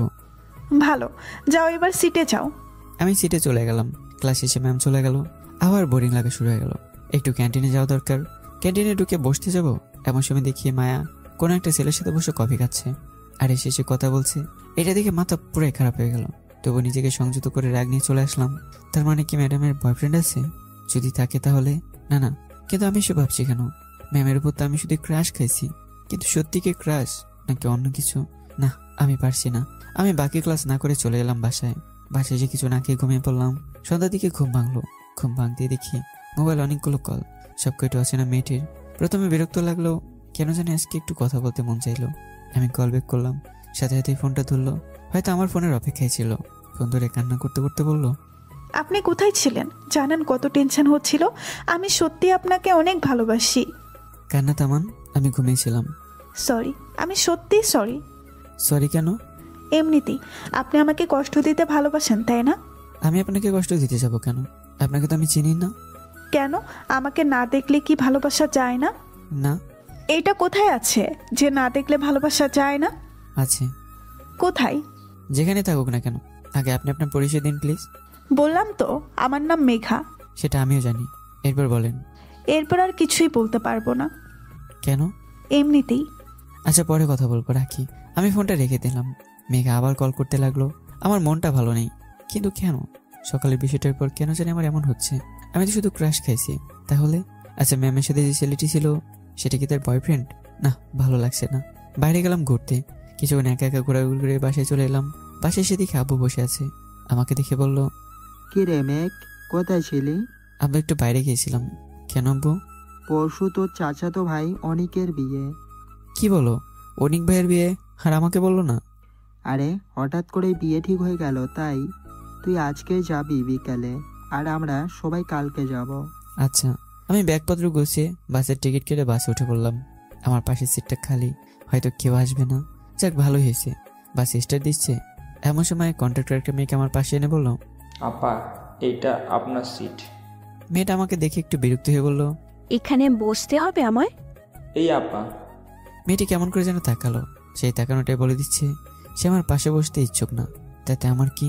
আমি জানালার পাশে সিটটা পাইছি, এটাই অনেক। বাস ছেড়ে দিচ্ছে, আধা ঘন্টা হয়ে গেল। মেয়েটা এবার হাঁপিয়ে উঠেছে। আমি জানি সে কি চায়। সে না, প্রতিটা মেয়ে চায়। আরে ভাই, খারাপ কিছু না, জানালার পাশের সিটে বসতে চায়। আমি মেয়েটাকে বললাম, আপনি চাইলে এইদিকে বসতে পারেন। মেয়েটা কিছু না বলে উঠে দাঁড়ালো। তারপর আমি বের হওয়ার সাথে সাথেই সে আমার সিটে কপ করে বসে গেল। আমি তার সিটে বসলাম। তার থেকে থ্যাঙ্কস পাবো আশা করিনি। আমাকে ভুল প্রমাণিত করে মেয়েটা আমাকে বলল, ধন্যবাদ। হ্যাঁ। আমি কিছু না বলে কানে হেডফোন গুঁজিয়ে দিয়ে গান শুনতে লাগলাম। মেয়েটি রাগ করে জানালার বাইরে তাকে কিছু একটা বলছে, সেটাও খেয়াল করলাম আর চোখে। আমি মায়ের ভাবনায় মগ্ন, কিন্তু যখনই সকালের বিষয়টার কথা মনে পড়ে তখনই মনটাই খারাপ হয়ে যায়। ঘড়িতে তাকিয়ে দেখি বিকেল 5টা বাজে, আর 1 ঘন্টার মতো লাগবে। আমি মোবাইলটা হাতে নিয়ে ফেসবুকিং করছিলাম। মেয়েটি আমাকে বলল, আচ্ছা, আপনার নাম কি? জি, আমাকে বলছেন? ও মা, আপনি ছাড়া এখানে কেউ আছে নাকি? জি, বলে কি হবে? আপনি তো দেখি আর এক অদ্ভুত মানুষ। কেন? আপনাকে প্রশ্ন করি একটা, উত্তর দেন আরেকটা। জি, আমি মেঘ। এবার আমারটা জিজ্ঞেস করবেন না? জি, বলুন। কি বলতাম, জিজ্ঞেস না করলে বলবো কিভাবে? যে আপনার নাম কি? আমার নাম ইরা। হুম। আপনার পাশে একটা সুন্দরী মেয়ে বসে আছে, আর আপনার কথা বলতে ইন্টারেস্ট হচ্ছে না? সুন্দরী? এই, আপনি হাসছেন কেন? সুন্দরী বলেছেন তাই। কেন, আমি সুন্দর না? অবশ্যই না। মেয়েটির আগে অন্যদিকে মুখ ঘুরিয়ে নিল। সরি। আপনি হাসেন কেন? না মানে, আমার একটা অ্যাবিলিটি আছে। অ্যাবিলিটি হচ্ছে যে কারো সাথে মিথ্যার আগের অভিনয়টা খুব ভালো পারি। তার মানে? আপনি আমার মতো ফাজিল টাইপের, তবে আমার থেকে কম। না, আমি বেশি। আচ্ছা আচ্ছা, বেশি। তো কোথায় যাবেন? চাচাতো ভাইয়ের বিয়েতে। আপনি? আমিও আমার কাজিনের বিয়েতে যাচ্ছি। তো কোথায় যাবেন? জামালপুর। আমিও তো সেইখানে যাব। তো কোন ক্লাসে পড়েন? আমি অনার্স লাস্ট ইয়ার। আপনি? আমি নিউ ফার্স্ট ইয়ারে ভর্তি হয়েছি। কোন ভার্সিটি? ঢাবি। আমিও তো সেইখানে। দেখেন, একই জায়গায় পড়ি, কিন্তু কোনোদিন কেউ কাউকে দেখিনি। প্রকৃতি আমাদের দেখা হওয়াটা পূর্ব নির্ধারিত করে রেখেছে, তাই। দেখতে দেখতে আমরা গন্তব্যে পৌঁছে গেলাম। বাস থেকে নেমে মেয়েটি বলল, তাহলে ক্যাম্পাসে দেখা হবে। হুম। আপনি বাকিদের থেকে আলাদা। কেন? আপনার জায়গায় অন্য কেউ হলে নাম্বার খুঁজতো। জি, নাম্বার খোঁজা আমার স্বভাব না। জানি। কিভাবে? মানুষকে দেখলেই বোঝা যায়। হয়তো। আসি। আমি বিদায় নিয়ে রিক্সা উঠলাম। চাচার বাসার গেটের সামনে এসে 12 মিনিটেছি, তখনই দেখি মেয়েটা রিক্সা থেকে নেমে আমাকে দেখে বলল, আপনাকে দেখে তো সত্যি বোঝা কঠিন। নাম্বার না নিয়ে আমার পিছু পিছু চলে আসলেন। এই যে মিস, মাইন্ড ইউর ল্যাঙ্গুয়েজ। আপনাকে ফলো করতে যাবো কোন দুঃখে? এটা আমার চাচার বাড়ি, আর আমার চাচাতো ভাইয়ের বিয়েতে এসেছি। ওয়েট, আপনার চাচার বাসা মানে? অনিক ভাই আপনার? ও আমার চাচাতো ভাই। অনিক ভাই আমার ফুপাতো ভাই। আমাদের ঝগড়া করতে দেখে চাচি বাইরে এসে আমাদের দুজনকে দেখে বলল, কিরে মেঘ, কি হয়েছে? আরে ইরা, তুই কবে এলি যে? আয় ভিতরে আয়। মেঘ, আয় বাবা। আমি ইরা ভিতরে গেলাম। ভিতরে গিয়ে ইরা বলল, সরি, আসলে আমি। থাক, সমস্যা নেই, একটু মিস্টেক হতেই পারে, ইটস ওকে। ধন্যবাদ। আমরা নিজ নিজ রুমে চলে গেলাম। ফ্রেশ হয়ে সে খাবার টেবিলে বসে চাচিকে বললাম, চাচি খুব ক্ষুধা লাগছে, খেতে দাও। এমন সময় এরা এসে চেয়ারে বসতে বসতে বলল, ফুপু খেতে দাও। আরে দাঁড়া দাঁড়া, দিচ্ছি তো। চাচি আমাদের খেতে দিল। পিছন থেকে কে যেন কাঁধে হাত দিয়ে বলল, কিরে ফাজিল, কবে এলি? গলা শুনে বুঝে গেলাম চাচা চান। এই তো চাচা, এখন এলাম, বসেন, খাবার খান। আমি খেয়েছি, তোমরা খাও। তো ইরা, মামুনি, কি খবর তোমার? এই তো ভালো ফুপা। তোমার মা বাবা আসবে না? ফুপা, বাবা বাইরে আছে, কালকে চলে আসবে। আর মেঘ, তোর আব্বু আম্মু কবে আসবে? তোর বাপটা জীবনেও মানুষ হবে না। কোনোদিনও কোনো কাজে পাইলাম না তাকে। তার একমাত্র বড় ভাইয়ের ছেলের বিয়ে বলে কথা, আর সে কিনা আসেনি এখনো। চাচা, আব্বু আম্মুরা কালকে আসবে, আর চিন্তা করতে হবে না, আমি আছি তো। তোকেই সব দায়িত্ব নিতে হবে, তবে কোনো ফাজলামি করবি না। ইয়েস স্যার, আপনি যা বলবেন। আবার শুরু করলি, খেয়ে নে। আমি এটা খেতে ছাদে গেলাম। আমি মোবাইল নিয়ে ফেসবুকিং করছিলাম, এমন সময় কল আসলো, মেঘারি কল। আমি কল ধরে বললাম, কি হয়েছে কি বলেন। আপনি কই গেলেন? আজকে সাথে দেখতে পাইনি যে। আপনাকে বলতে যাব কেন? তোমাকে ভালোবাসি তাই বলবে, জানো না ভালোবাসার মানুষের সাথে সব শেয়ার করতে হয়। ভালোবাসার মানুষ মানে? আপনি আজাইরা কথা না বলে ফোনটা রাখেন, এমনিতে মন ভালো না। কেন, কি হয়েছে? প্লিজ ফোন রাখেন ভাই। আমি ফোনটা কেটে দিলাম। এটা আমার পাশে বসেছিল, আমাকে এভাবে মন খারাপ করে থাকতে দেখে বলল, কি হয়েছে আপনার? কই কিছু না। আপনার মুখে কষ্ট দেখা যাচ্ছে, বলেন কি হয়েছে? কিছু না, এমনিতেই। কফি খাবেন? আমি বানিয়ে নিয়ে আসি। এরা কফি বানাতে নিচে চলে গেল। আসলে কফি করার ইচ্ছে নেই, ওকে নিচে পাঠিয়ে কিছু সময়ের জন্য একা থাকতে চাই। মাথায় বারবার সকালে বিষয়টা ঘুরপাক খাচ্ছে। না, রাফিকে দরকার। সাথে সাথে কল দিলাম। কল ধরে বলল, কিরে, কি হয়েছিল তোর? সকালে এভাবে চলে আসলি, আর বিকেলেও আসিস না আড্ডা দিতে। আরে আমি আমার চাচাতো ভাইয়ের বিয়েতে আসছি। হালা, আমাদের একা রেখে চলে গেলি? আরে পাল, কল তো সেই জন্যই দিছি, কাল ভাইয়ের মেহেদি, তাই কালকে দুপুরের আগে সবাইকে নিয়ে চলে আসবি। আচ্ছা দোস্ত, অনেকদিন দাওয়াত খাই না, তোর উসিলায় একটা খাইতে পারবো। আচ্ছা, সকালে কি হয়েছিল? কিছু না। তুই না বললেও বুঝি দোস্ত, আমি আসি, তারপর সব দেখে নেব। আমি ফোনটা কেটে ফেসবুকে মায়া ম্যাডামের আইডিতে ঢুকলাম। ভালো লাগছিল না, তাই ফেসবুক থেকে বেরোতে যাবো এমন সময় ম্যাডাম মেসেজ দিল, কেমন আছো মেঘ? আপনাকে বলতে বাধ্য নই। কি হয়েছে তোমার? জি কিছু না, আল্লাহ হাফেজ। ফেসবুক থেকে বের হয়ে অফলাইনে চলে গেলাম।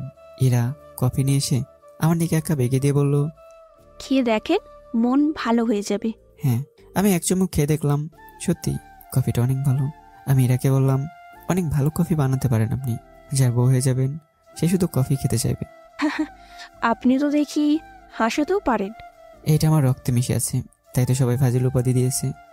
আচ্ছা, আপনাদের কলেজে যে নতুন ম্যাডামটা এসেছে, ওনার নাম কি? জানি না। কি বলেন? আমার জানা মতে প্রথম ক্লাস তো উনি আপনাদের ডিপার্টমেন্টেই নেই। হ্যাঁ, তো আমি যাই ক্লাস করতে, ম্যাডামের নাম জানতে না। আমি আসি, নিচে চলে আসলাম। কেন যে বারবার ম্যাডামের কথাই মনে পড়ছে। না, উনি ওনার বিহেভকে নিয়ে খুশিতে থাকুক, আমি ওনার লাইফের কেউ না, আমি আমার মতো থাকবো। নিচে এসে অনেক ভাই রুমে গেলাম। ভাইয়া বসে বসে ফোন টিপছে বললে ভুল হবে, কথা বলছে হয়তো ভাবির সাথে। আমি ভাইয়াকে বললাম, ভাই আসবো? আরে মেঘ, ছোট ভাই আমার, বসে পড়ো। ওয়েট, ছোট মানে? আমি জাস্ট 1 বছরের জুনিয়র, মাইন্ড ইট। 1 বছর হোক বা একদিন ছোট হতো, ছোটই। দেখ, তোমার সাথে আজারে কথা বলে লাভ নেই। আমি চলে আসতে যাবো এমন সময় ভাইয়ের থেকে মোবাইলটা নিয়ে বললাম, ভাবি, ভাইয়া অধরা নামের একটা মেয়ের সাথে প্রেম করতো, পুরো এটা মিশা কথা। আমি বলে মোবাইল রেখে দিলাম দূর। যাক, এবার বুঝবে মজা, কত জানে কত সাল, সারা রাত চলবে ঝগড়া। আজকে অনেক ভাই শেষ। আমি নিচে এসে কাজে মন দিলাম। কাজ বলতে ডেকোরেশনের কাজগুলো আমাকে দেখতে হচ্ছে। একমাত্র বড় ভাইয়ের বিয়ে বলে কথা, বাড়িটা জাঁকজমকভাবে সাজাতে হবে। তো আমি ব্যস্ত হয়ে গেলাম। মোবাইল সেই পকেটে রাখছি, আর রাতে নিয়ে তো রাত 12টার পর ফ্রি হলাম। ঘুম আসছে না, তাই গোসল করে ছাদে গেলাম। একটু খোলা আকাশের নিচে বসতে। ছাদে গিয়ে বসে আছি, আকাশে চাঁদের আলো আছে, সাথে সাথে হাজার তারার মেলা। মাঝখানে এক হেরেজা ব্যক্তি, হালকা বাতাস বইছে। মোবাইলটা হাতে নিলাম। মেঘের অনেকগুলো কল এসেছে। পরে অনলাইনে যাবো কি যাবো না বলেই গেলাম। ডাটা অন করতে মেসেজ আসলো। আমি মেসেঞ্জারে ঢুকলাম। প্রথমে দেখি মেঘের অনেকগুলো মেসেজ। আমি রিপ্লাই দিয়ে যাব, তার আগে মেঘা কল দিল। কল দিয়ে বলল, কুত্তা বিলাই, তোর সাহস তো কম না। একে তো আমার উপর রাগ দেখাস, আবার আমাকে অ্যাভয়েড করিস। তোর হাত পা সব ভাঙবো আমি। কই ছিলি এতক্ষণ? না মানে আসলে কুত্তা, তুই কোথায় বল আমাকে। না, আপনাকে বলতে যাব কেন? আমি বের করে নিব। তোকে যদি সামনে পাইতাম তাহলে কাঁচা চিবিয়ে খেতাম। তাহলে ভালো, আমি আপনাকে দেখতে পারবো। না থাক, দেখা লাগবে না। কই ছিলি? একটু মন খারাপ ছিল তাই। আচ্ছা, আমাকে এভাবে শাসন করছেন কেন? আব্বে গাথা তুলে না কইছিলাম ভালোবাসি, কথা কি কানে যায় না নাকি? আমি আপনাকে চিনি না, আর আপনি আমাকে চেনেন না, তাহলে ভালোবাসতে যাবেন কোন দুঃখে? তোরে চিনি না মানে? তোরে আমি হাড়ে হাড়ে চিনি। তুই কত বড় লেভেলের ফাজিল আমার জানা আছে, কিন্তু আমার সাথে ফাজলামি করে ছাড় পাবি না। এবার মাথায় কেমন যেন সন্দেহ ঢুকলো। না, সে হতে পারে না, সে তো জাস্ট ফ্রেন্ড। না, এটা আমার ভুল ধারণা। কিন্তু নীলা এমনটা করবে কেন? না, নীলা না, তাহলে কি মুস্কান নাকি? আমাকে বের করতে হবে মেয়েটাকে। আমাকে চুপচাপ থাকতে দেখে অপর পাশ থেকে মেঘা বলল, কি সাহেব, কি ভাবছেন? কি শোনা, আমার ভালো লাগছে না, পরে কথা বলবো। শোনো। জি বলেন। নিজের খেয়াল রাখবে, আর মেয়েদের দিকে বেশি তাকাবে না। বিয়ে বাড়িতে অনেক মেয়ে থাকবে, যদি তাকাও তবে তোমার হাড়গোড় সব ভেঙে দিব। ওয়েট, আমি বিয়েতে এসেছি এটা আপনি জানেন কেমনে? বললাম না তোমাকে ভালোবাসি, তাই তোমার সব খবরই রাখি। এখন এসব না ভেবে রেস্ট নাও, কাল অনেক কষ্ট করতে হবে তো।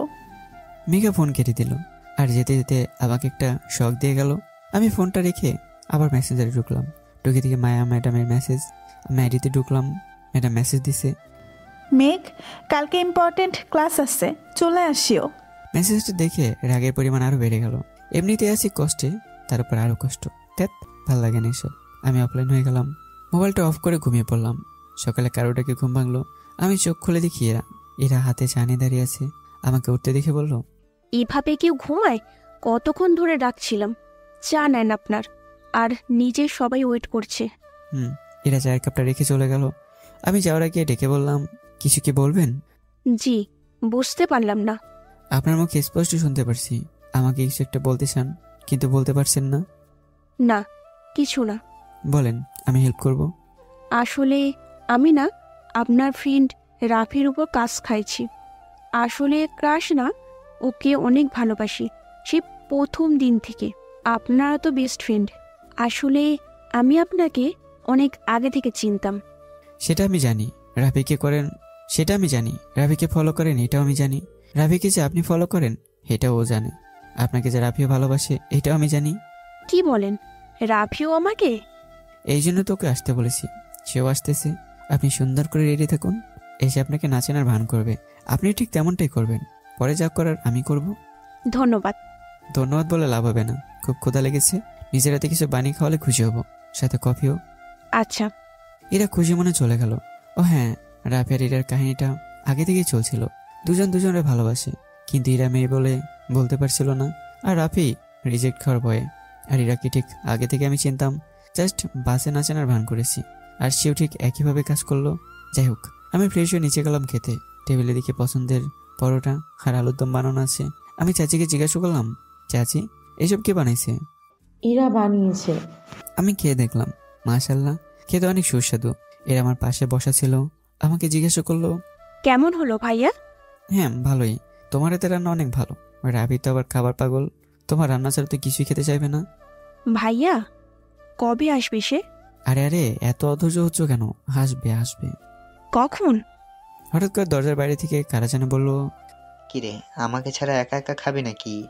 আমি তাকে দেখে রাফি আর রিয়াদরা সবাই এসেছে। আমি তাদের কাছে গিয়ে বললাম, কিরে, আসতে কষ্ট হয়নি তো?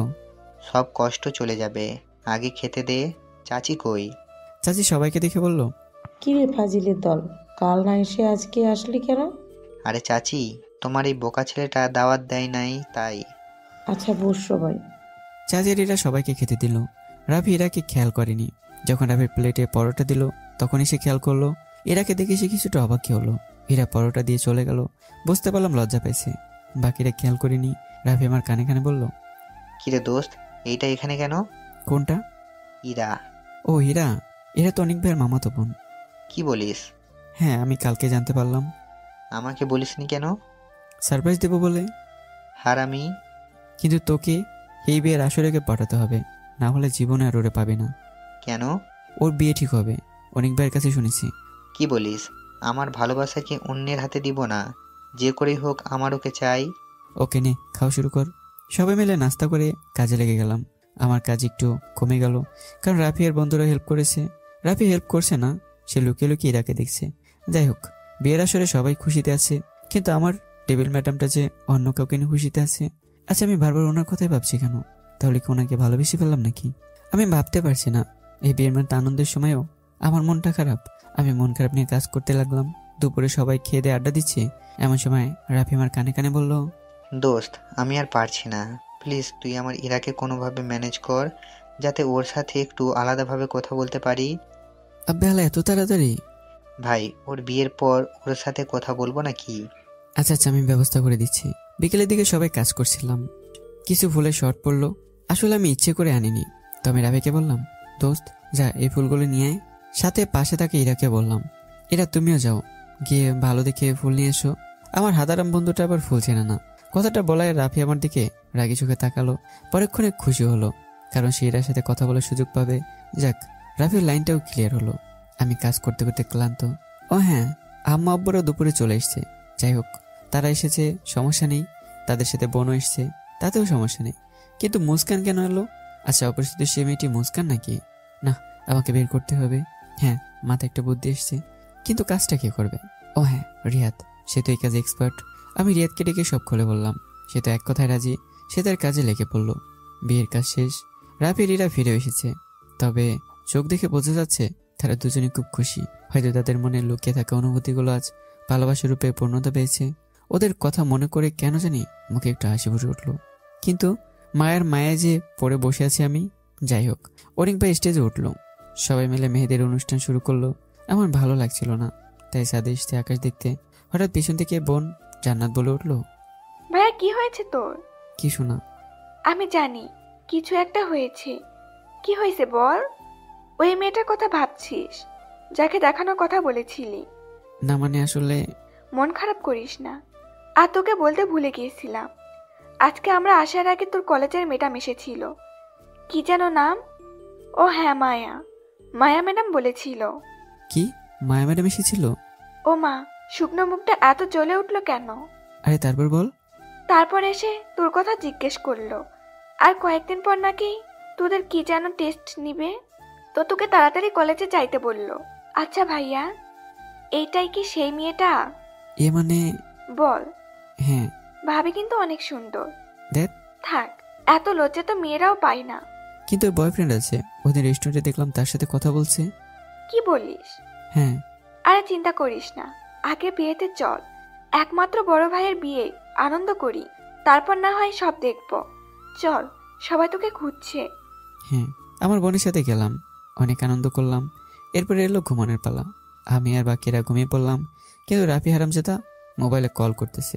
শালা প্রেম করতেছে বুঝলাম, একই বাড়িতে আছে, তাহলে কল করার কি দরকার? ছাদে গেলেই তো হয়। আমি একটা থাপ্পড় দিয়ে বললাম, হালা দুজনের সাথে ইচ্ছে মতো আড্ডা দে, আমার একটু ঘুমোতে দে। বাহ, খুব সুন্দর বুদ্ধি তো, তুই সেরা দোস্ত। যাবাক, রাফি চলে গেল। এই একটাই সমস্যা, প্রেম করলেই জ্বালা, না করলেও জ্বালা। সে যাই হোক, একটু ঘুমিয়ে নিই। তো সকালে উঠলাম একটু দেরি করেই। নাস্তা খেয়ে আবার কাজে লেগে পড়লাম। একমাত্র চাচাতো ভাইয়ের বিয়ে, তাই আমাদেরই খাটতে হচ্ছে বেশি। আমরা চলে আসলাম বিয়ে বাড়িতে। ওরে মা, গেট দিকে অনেক মেয়ে দাঁড়িয়ে আছে, টাকার ডিমান্ড করতেছে। তো ভাইয়াকে বললাম দিয়ে দিতে। ভাইয়া তার মানিব্যাগটা আমায় দিয়ে বলল, তুই একটু ম্যানেজ কর। আমাকে আর ভাইকে? মানিব্যাগে দেখি 20,000 আছে। আমি মেয়েগুলোকে কোনো মতে 5,000 টাকা ম্যানেজ করে বাকিগুলো নিজের পকেটে ঢুকালাম। তো ভাইয়াকে মানিব্যাগ ফেরত দেওয়ার পর ভাইয়া করুণ চোখে আমার দিকে তাকিয়ে বলল, ওদের 5,000 দিয়ে বাকিগুলো নিয়ে নিলি? তোমার বিয়েতে এত খাটুনি হলো, তার পারিশ্রমিক নিলাম। তোরে আমি? আরে ভাই, রাগ করতে নেই, ভাবিরে দিছিস মনে করে ভুলে যা। ভাইয়া জানে এখন কিছু বলেও লাভ নেই। তো বিয়ে শেষ, এখন কান্নার পালা। আরে জ্বালা, আমি মনে করছি ভাবি কাঁদতে কাঁদতে শেষ হয়ে যাবে, কিন্তু উনি তো হাসি মুখে গাড়িতে উঠলো। ভাইদের গাড়িতে আমিও ছিলাম। ভাবিকে বললাম, ভাবি আজকে থেকে কি একটা নতুন কনসেপ্ট শুরু করেছেন নাকি? কি? এই যে আগে বিয়েতে দেখতাম মেয়েরা বিয়ের সময় শ্বশুর বাড়িতে চলে যাবে বলে কান্না করতো, আপনি তো দেখে হাসছেন। আরে ছোট দেবরজি, আমার কান্না সহজে আসে না, আর যখন আসে তখন কেউ থামাতে পারে না। চিন্তা করবেন না, ভাইয়া থামাতে পারবে। না পারলে হাত পা ভেঙে দিব। পাশ থেকে ভাইয়া বলল, এই তোমার রাগ ভাঙাতে আমার বইই গেছে। কি বললি তুই? ভাইয়া ভয়ে চুপসে গিয়ে বলল, আরে বাবুটা রাগ করো কেন, আমি তো মজা করলাম। সবাই বাসায় চলে আসলাম। বাসায় মেহমান ভর্তি। আমি ছাদে দাঁড়িয়ে আছি, খোলা আকাশে তারার মেলা দেখছি। তখনই ফোনটা বেজে উঠলো। স্ক্রিনে তাকিয়ে দেখি মেঘা। কল ধরতে মেঘা বলল, এত ব্যস্ত মানুষ, একটা কল দেওয়ারও সময় পাও না নাকি? আপনি তুমি করে বলছেন কেন? ও মা, ভালোবাসি তাই। হুম। কি করছেন? আকাশ দেখছি। আমিও সেম, ছাদে বসে বসে আকাশ দেখছি। কিছু খাইছেন নাকি খালি পেটে বসে আছেন? খাইছি। আমি বলছি খাননি। আপনি জানেন কেমনে? আপনি কি পড়ি নাকি? বললাম না ভালোবাসার মানুষের প্রতিটা মুহূর্তের খবর আমি রাখি। বুঝলাম। আচ্ছা, আমাকে যে ভালোবাসেন, আপনি কি জানেন আমি কাউকে ভালোবাসি কিনা? না, জানি না, জানার চেষ্টাও করব না। তোমাকে হারাতে চাই না, যে কোনো মূল্যে তোমাকে আমার চাই। আমি যদি বলি আমি কাউকে ভালোবাসি, তাহলে কি করবেন? জানি না কি করব, তবে আপনাকে ভালোবাসা বন্ধ করব না। এতটা ভালোবাসেন কিভাবে? জানি না। সত্যি বলতে আমি অন্য কাউকে পছন্দ করি। কথাটা বলার পর ওপাশ থেকে আর কোনো আওয়াজ আসলো না। ফোনটা কেটে দিল। জানি না মেঘা কি ভাবছে বা করছে, তবে সত্যিটা বলা খুবই জরুরি। আমি মায়ের প্রতি দুর্বল, মাকে ভালোবাসতে শুরু করেছি। মেঘা আমাকে সত্যি ভালোবাসে কিনা আমি জানি না, তবে তাকে আঘাত করা আমার পক্ষে সম্ভব না, তাই সত্যিটা বলে দিলাম। আমি ফোনটা পকেটে রেখে আবার আকাশ দেখে মনোযোগ দিলাম। কিছুক্ষণ পর ফোনটা আবার বেজে উঠলো। স্ক্রিনে তাকে দেখি মেঘা। তড়ি ঘড়ি করে ফোনটা ধরলাম। ফোন ধরতে মেঘা বলল, সরি, ব্যালেন্স শেষ হয়ে গিয়েছিল। হ্যাঁ। কি যেন বলছিলে? ও হ্যাঁ, কাকে ভালোবাসেন? কথার ধরন দেখে মনে হলো সে কান্না করছে। আমি তাকে জবাব দিলাম, আছে কেউ একজন। বলা যাবে না। যাবে। তাহলে বলেন। মায়া। কোন মায়া? আপনার কলেজের ম্যাডাম? হ্যাঁ। কিন্তু ও তো আপনার সিনিয়র। সমস্যা নেই। সে কি জানে কি আপনি তাকে ভালোবাসেন? না। তাহলে কিছু না। যদি তার কোনো বয়ফ্রেন্ড থাকে তখন কি করবেন? সেম আপনার মতো, তাকে ভালোবাসা বন্ধ করব না। এবার ওপাশ থেকে জোরে আরো কান্না করার শব্দ শোনা গেল। আমি মেঘা কিছু বলতে যাব, তার আগে মেঘা কান্না করতে করতে বলল, আচ্ছা, আমরা কি ভালো বন্ধু হয়ে এভাবে থাকবো সারা জীবন? আপনার সমস্যা না হলে থাকতে পারি। আমার সাথে কি আগের মতো কথা বলবেন না? বলবো। সত্যি বলবেন? হ্যাঁ, বলবো। আচ্ছা শোনেন, আম্মু ডাকছে, পরে কথা হবে। মেঘা কলটা কেটে দিল। আমি জানি সে মিথ্যে বলছে, সে কান্না করছে। আমাকে তার কান্নার আওয়াজ শোনাতে চায় না। ওর কষ্টটা আমি বুঝতে পারি, কারণ আমি জানি ভালোবাসার মানুষটি যদি অন্য আরেকজনের ভালোবাসার মানুষ হয়ে থাকে, সেই কষ্টটা কত ভয়ানক। এসব ভাবছি, তখনই রাফি এসে বলল, মামা, মায়া ম্যাডামের সাথে যে ছেলেটা ছিল, মানে রেস্টুরেন্টে ছিল, ওইটা তার কাজিন। সত্যি বলছিস দোস্ত? হ্যাঁ সত্যি। কিন্তু তুই জানলি কিভাবে? আরে বন্ধু হয়ে বন্ধুর এতটুকু খবর রাখবো না? তুই দোস্ত আমার জানের জিগার। এইটা আমাকে হেল্প করার জন্য করে দিলাম। হালা, তোর লাভ দেখে আমার লাভ করলি? আরে শালা, মজা করেছি। এবার তুই নিচে যা। কেন? আমি আর ইরা একটু আলাদা কথা বলবো, তাই। তাহলে আমি আকাশ দেখবো না? নিচে চায়ের দোকানে গিয়ে দেখ। আমি চলে আসলাম। চায়ের দোকানে এসে মামাকে বললাম, মামা একটা রং চা আর বেনসন দাও তো। সিগারেট ধরে টানতে লাগলাম। এটাই অভ্যাস হয়ে গেছে, কিচ্ছু করার নেই। বেসন পোড়া শেষ করে চাটাও খেলাম। খেয়ে বেল মিটিয়ে ভাবলাম একটু এই ব্যস্ত নগরীতে রাতের দৃশ্য দেখব। যেভাবে সেই কাজ। হাঁটা দিলাম ফুটপাত ধরে। কিছু দূর গিয়ে ব্রিজের ওখানে গিয়ে দেখলাম একটা মেয়ে আর ছেলে হাত ধরে বসে আছে আর কথা বলছে, হয়তো কাপল। তাদেরকে দেখে বুকের মাঝে একটা শিহরণ বয়ে গেল। মায়া ম্যাডামের কথা মনে পড়ে গেল, আর মন থেকে কষ্টটা দূর হলো। এইটা জেনে যে ম্যাডামের সাথে ছেলেটা তার কাজিন ছিল। কিন্তু রাফি কিভাবে জানে? ওরা আবার দেশ দুনিয়ার খবর রাখার অভ্যাস আছে, কোনোভাবে হয়তো জেনেছে। যাই হোক, ব্রিজের এক কোণে বসে মেসেঞ্জার অন করলাম। ম্যাডামের আইডিতে ঢুকে মেসেজ দিলাম। ম্যাডাম সাথে সাথে রিপ্লাই দিয়ে বলল, কই ছিলে এই 2 দিন? জি ম্যাম, ভাইয়ের বিয়েতে। ও হ্যাঁ, তোমার আম্মু আব্বু বলেছিল তো। শোনো, কয়েকদিন পর তোমাদের টেস্ট নেওয়া হবে, তাই তাড়াতাড়ি চলে আসিও। কি টেস্ট ম্যাম? তোমাদের ফাইনাল এক্সাম খুব কাছেই, তাই সিদ্ধান্ত নিল তার আগে সব স্টুডেন্টদের থেকে টেস্ট নেওয়া হবে। ও আচ্ছা ম্যাম, চলে আসবো। আচ্ছা, আল্লাহ হাফেজ। ম্যাডাম অফলাইনে চলে গেল। মনটা আবার আনন্দে মেতে উঠলো। যাক, ম্যাম তাহলে সিঙ্গেল। যাই হোক, প্রেম করার আগে একটু চালাবো ম্যামকে, একটু ফাজলামো করবো। আমি আবার ফাজিল নাম্বার 1 তো, তাই। পরদিন আমি বাসায় চলে আসলাম। রাবি তো আসতেই চাইছিল না, অনেক কষ্টে আনলাম। খেলা মেয়েদের মতো কান্না করতে শুরু করছিল। এত প্রেম যে কই রাখে। কোনো মতে দিনটা কাটালাম। তর্সই ছিল না কবে ম্যাডামকে দেখবো। সকালে কোনো মতে রেডি হয়ে ক্যাম্পাসে চলে আসলাম। এসে ক্লাসে বসে আমরা বন্ধুরা মিলে আড্ডা দিচ্ছি। এমন সময় ম্যাডাম রুমে এন্ট্রি নিল। ম্যাডাম আগের থেকে বেশি শুকিয়ে গেছে, কিন্তু চোখে মুখে হাসি ঝলক। তবে ম্যাডামকে এখন যথেষ্ট সুন্দর লাগছে। আমি হা হয়ে তাকিয়েছি। মায়া ম্যাডামের ডাকে ধ্যান ভাঙলো। ম্যাডাম আমাকে বলছে, কই ছিলেন মেঘ সাহেব এতদিন? জি ম্যাডাম, বড় ভাইয়ের বিয়েতে। সামনে এক্সাম, ভালো মতো পড়ো। জি। ম্যাডাম পড়াতে মনোযোগ দিল। তৎক্ষণাৎ মাথায় একটা বুদ্ধি আসলো। আমি ফোন বের করে ম্যাডামকে কল দিয়ে বসলাম। ম্যাডাম তড়িঘড়ি করে ফোন নিয়ে দেখে আমি ফোন দিছি। আমার দিকে তাকিয়ে ম্যাডাম বুঝে গেল আমি ইচ্ছে করে দিচ্ছি। মনে করছি ম্যাডাম আমাকে কিছু বলবে, কিন্তু কিছু না বলে ফোন অফ করে রেখে দিল। কোনো মতে প্রথম ক্লাসটা করলাম। দ্বিতীয় ক্লাসে আবার মিজান স্যারের, উনি আবার খুব রাগী। ওনার ক্লাসে সামান্য পরিমাণ আওয়াজ করতে পারে না কেউ। আমি ক্লাস করছি এমন সময় মোবাইলটা বেজে উঠলো। স্যার তো সেই লেভেলে রেগে গেছেন। আমাকে বলল, এই অভদ্র, এক্ষুনি বের হও ক্লাস থেকে। আমি চুপচাপ বের হয়ে গেলাম। মাথাটা গেল খারাপ হয়ে। মোবাইল হাতে নিয়ে দেখি কলটা ম্যাডামই দিচ্ছেন। উনি ইচ্ছে করে করেছে। তখনই মেসেজ আসলো, কি ফাজিল সাহেব, ইট মারলে পাটকেল তো খেতেই হবে। বাই দ্য ওয়ে, আপনি ফাজিল কিং হলেও আমি ডেভিল কুইন, মনে রাখবেন। ম্যাম আমাকে এভাবে বাস দিল। না, বদলে কিছু একটা করতে হবে। ক্লাস শেষে বাসের জন্য দাঁড়িয়েছি। কিছু দূরে ম্যামও দাঁড়িয়ে আছে। আমি কিছুক্ষণ পর পর আর চোখে ম্যামকে দেখছি। ম্যাম সেটা খেয়াল করছে কিনা জানি না। হঠাৎ খেয়াল করলাম কয়েকজন বকাটে ম্যাডামের দিকে খারাপ নজরে তাকাচ্ছে। ওদের মধ্যে একজন বলে উঠল, কি হেপি মাল রে মাইরি। নিজেকে আর সামলাতে পারিনি। পাশে বন্ধুরাও ছিল। আমি কি ওই ছেলেটার একটা থাপ্পড় মেরে দিলাম। বাকিগুলো এসে আমাকে মারতে লাগলো। আমাকে মারতে দেখে রাফি, রিয়াদ সবাই ছুটে আসলো। আর সবাই মিলে ওই তিনজনকে গণপিটুনি দিল। এদিক ওদের মার খেয়ে আমার ঠোঁটের কোণে একটু কেটে গেল। হাত থেকেও রক্ত পড়ছে।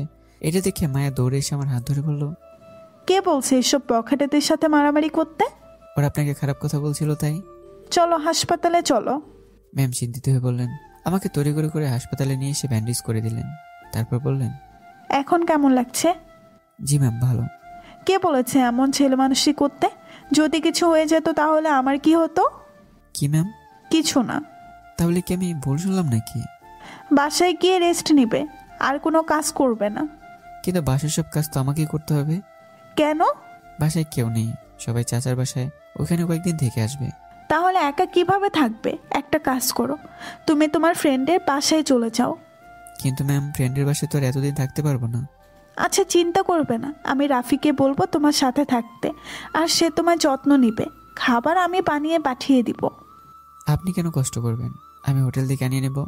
না, হোটেলের খাবার ভালো না। তুমি বাসায় যাও রাফিকে নিয়ে, আমি রাতের খাবার পাঠিয়ে দিব। জি আচ্ছা।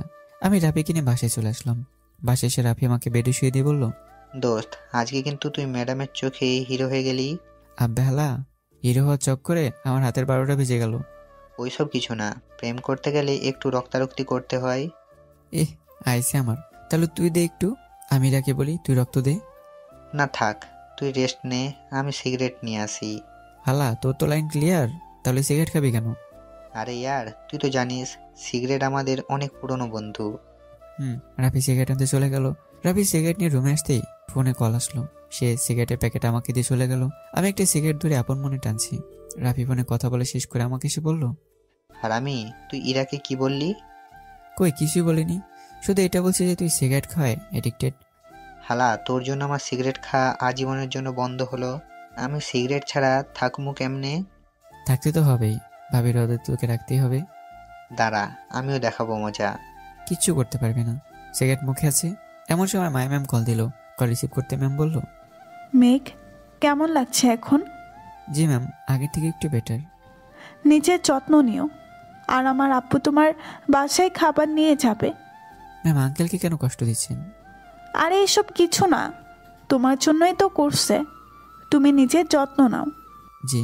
ম্যাম ফোন কেটে দিল। ফোন কাটার সাথে সাথে আবার মেঘার ফোন আসলো। কল রিসিভ করতেই মেঘার শাড়ি শুরু।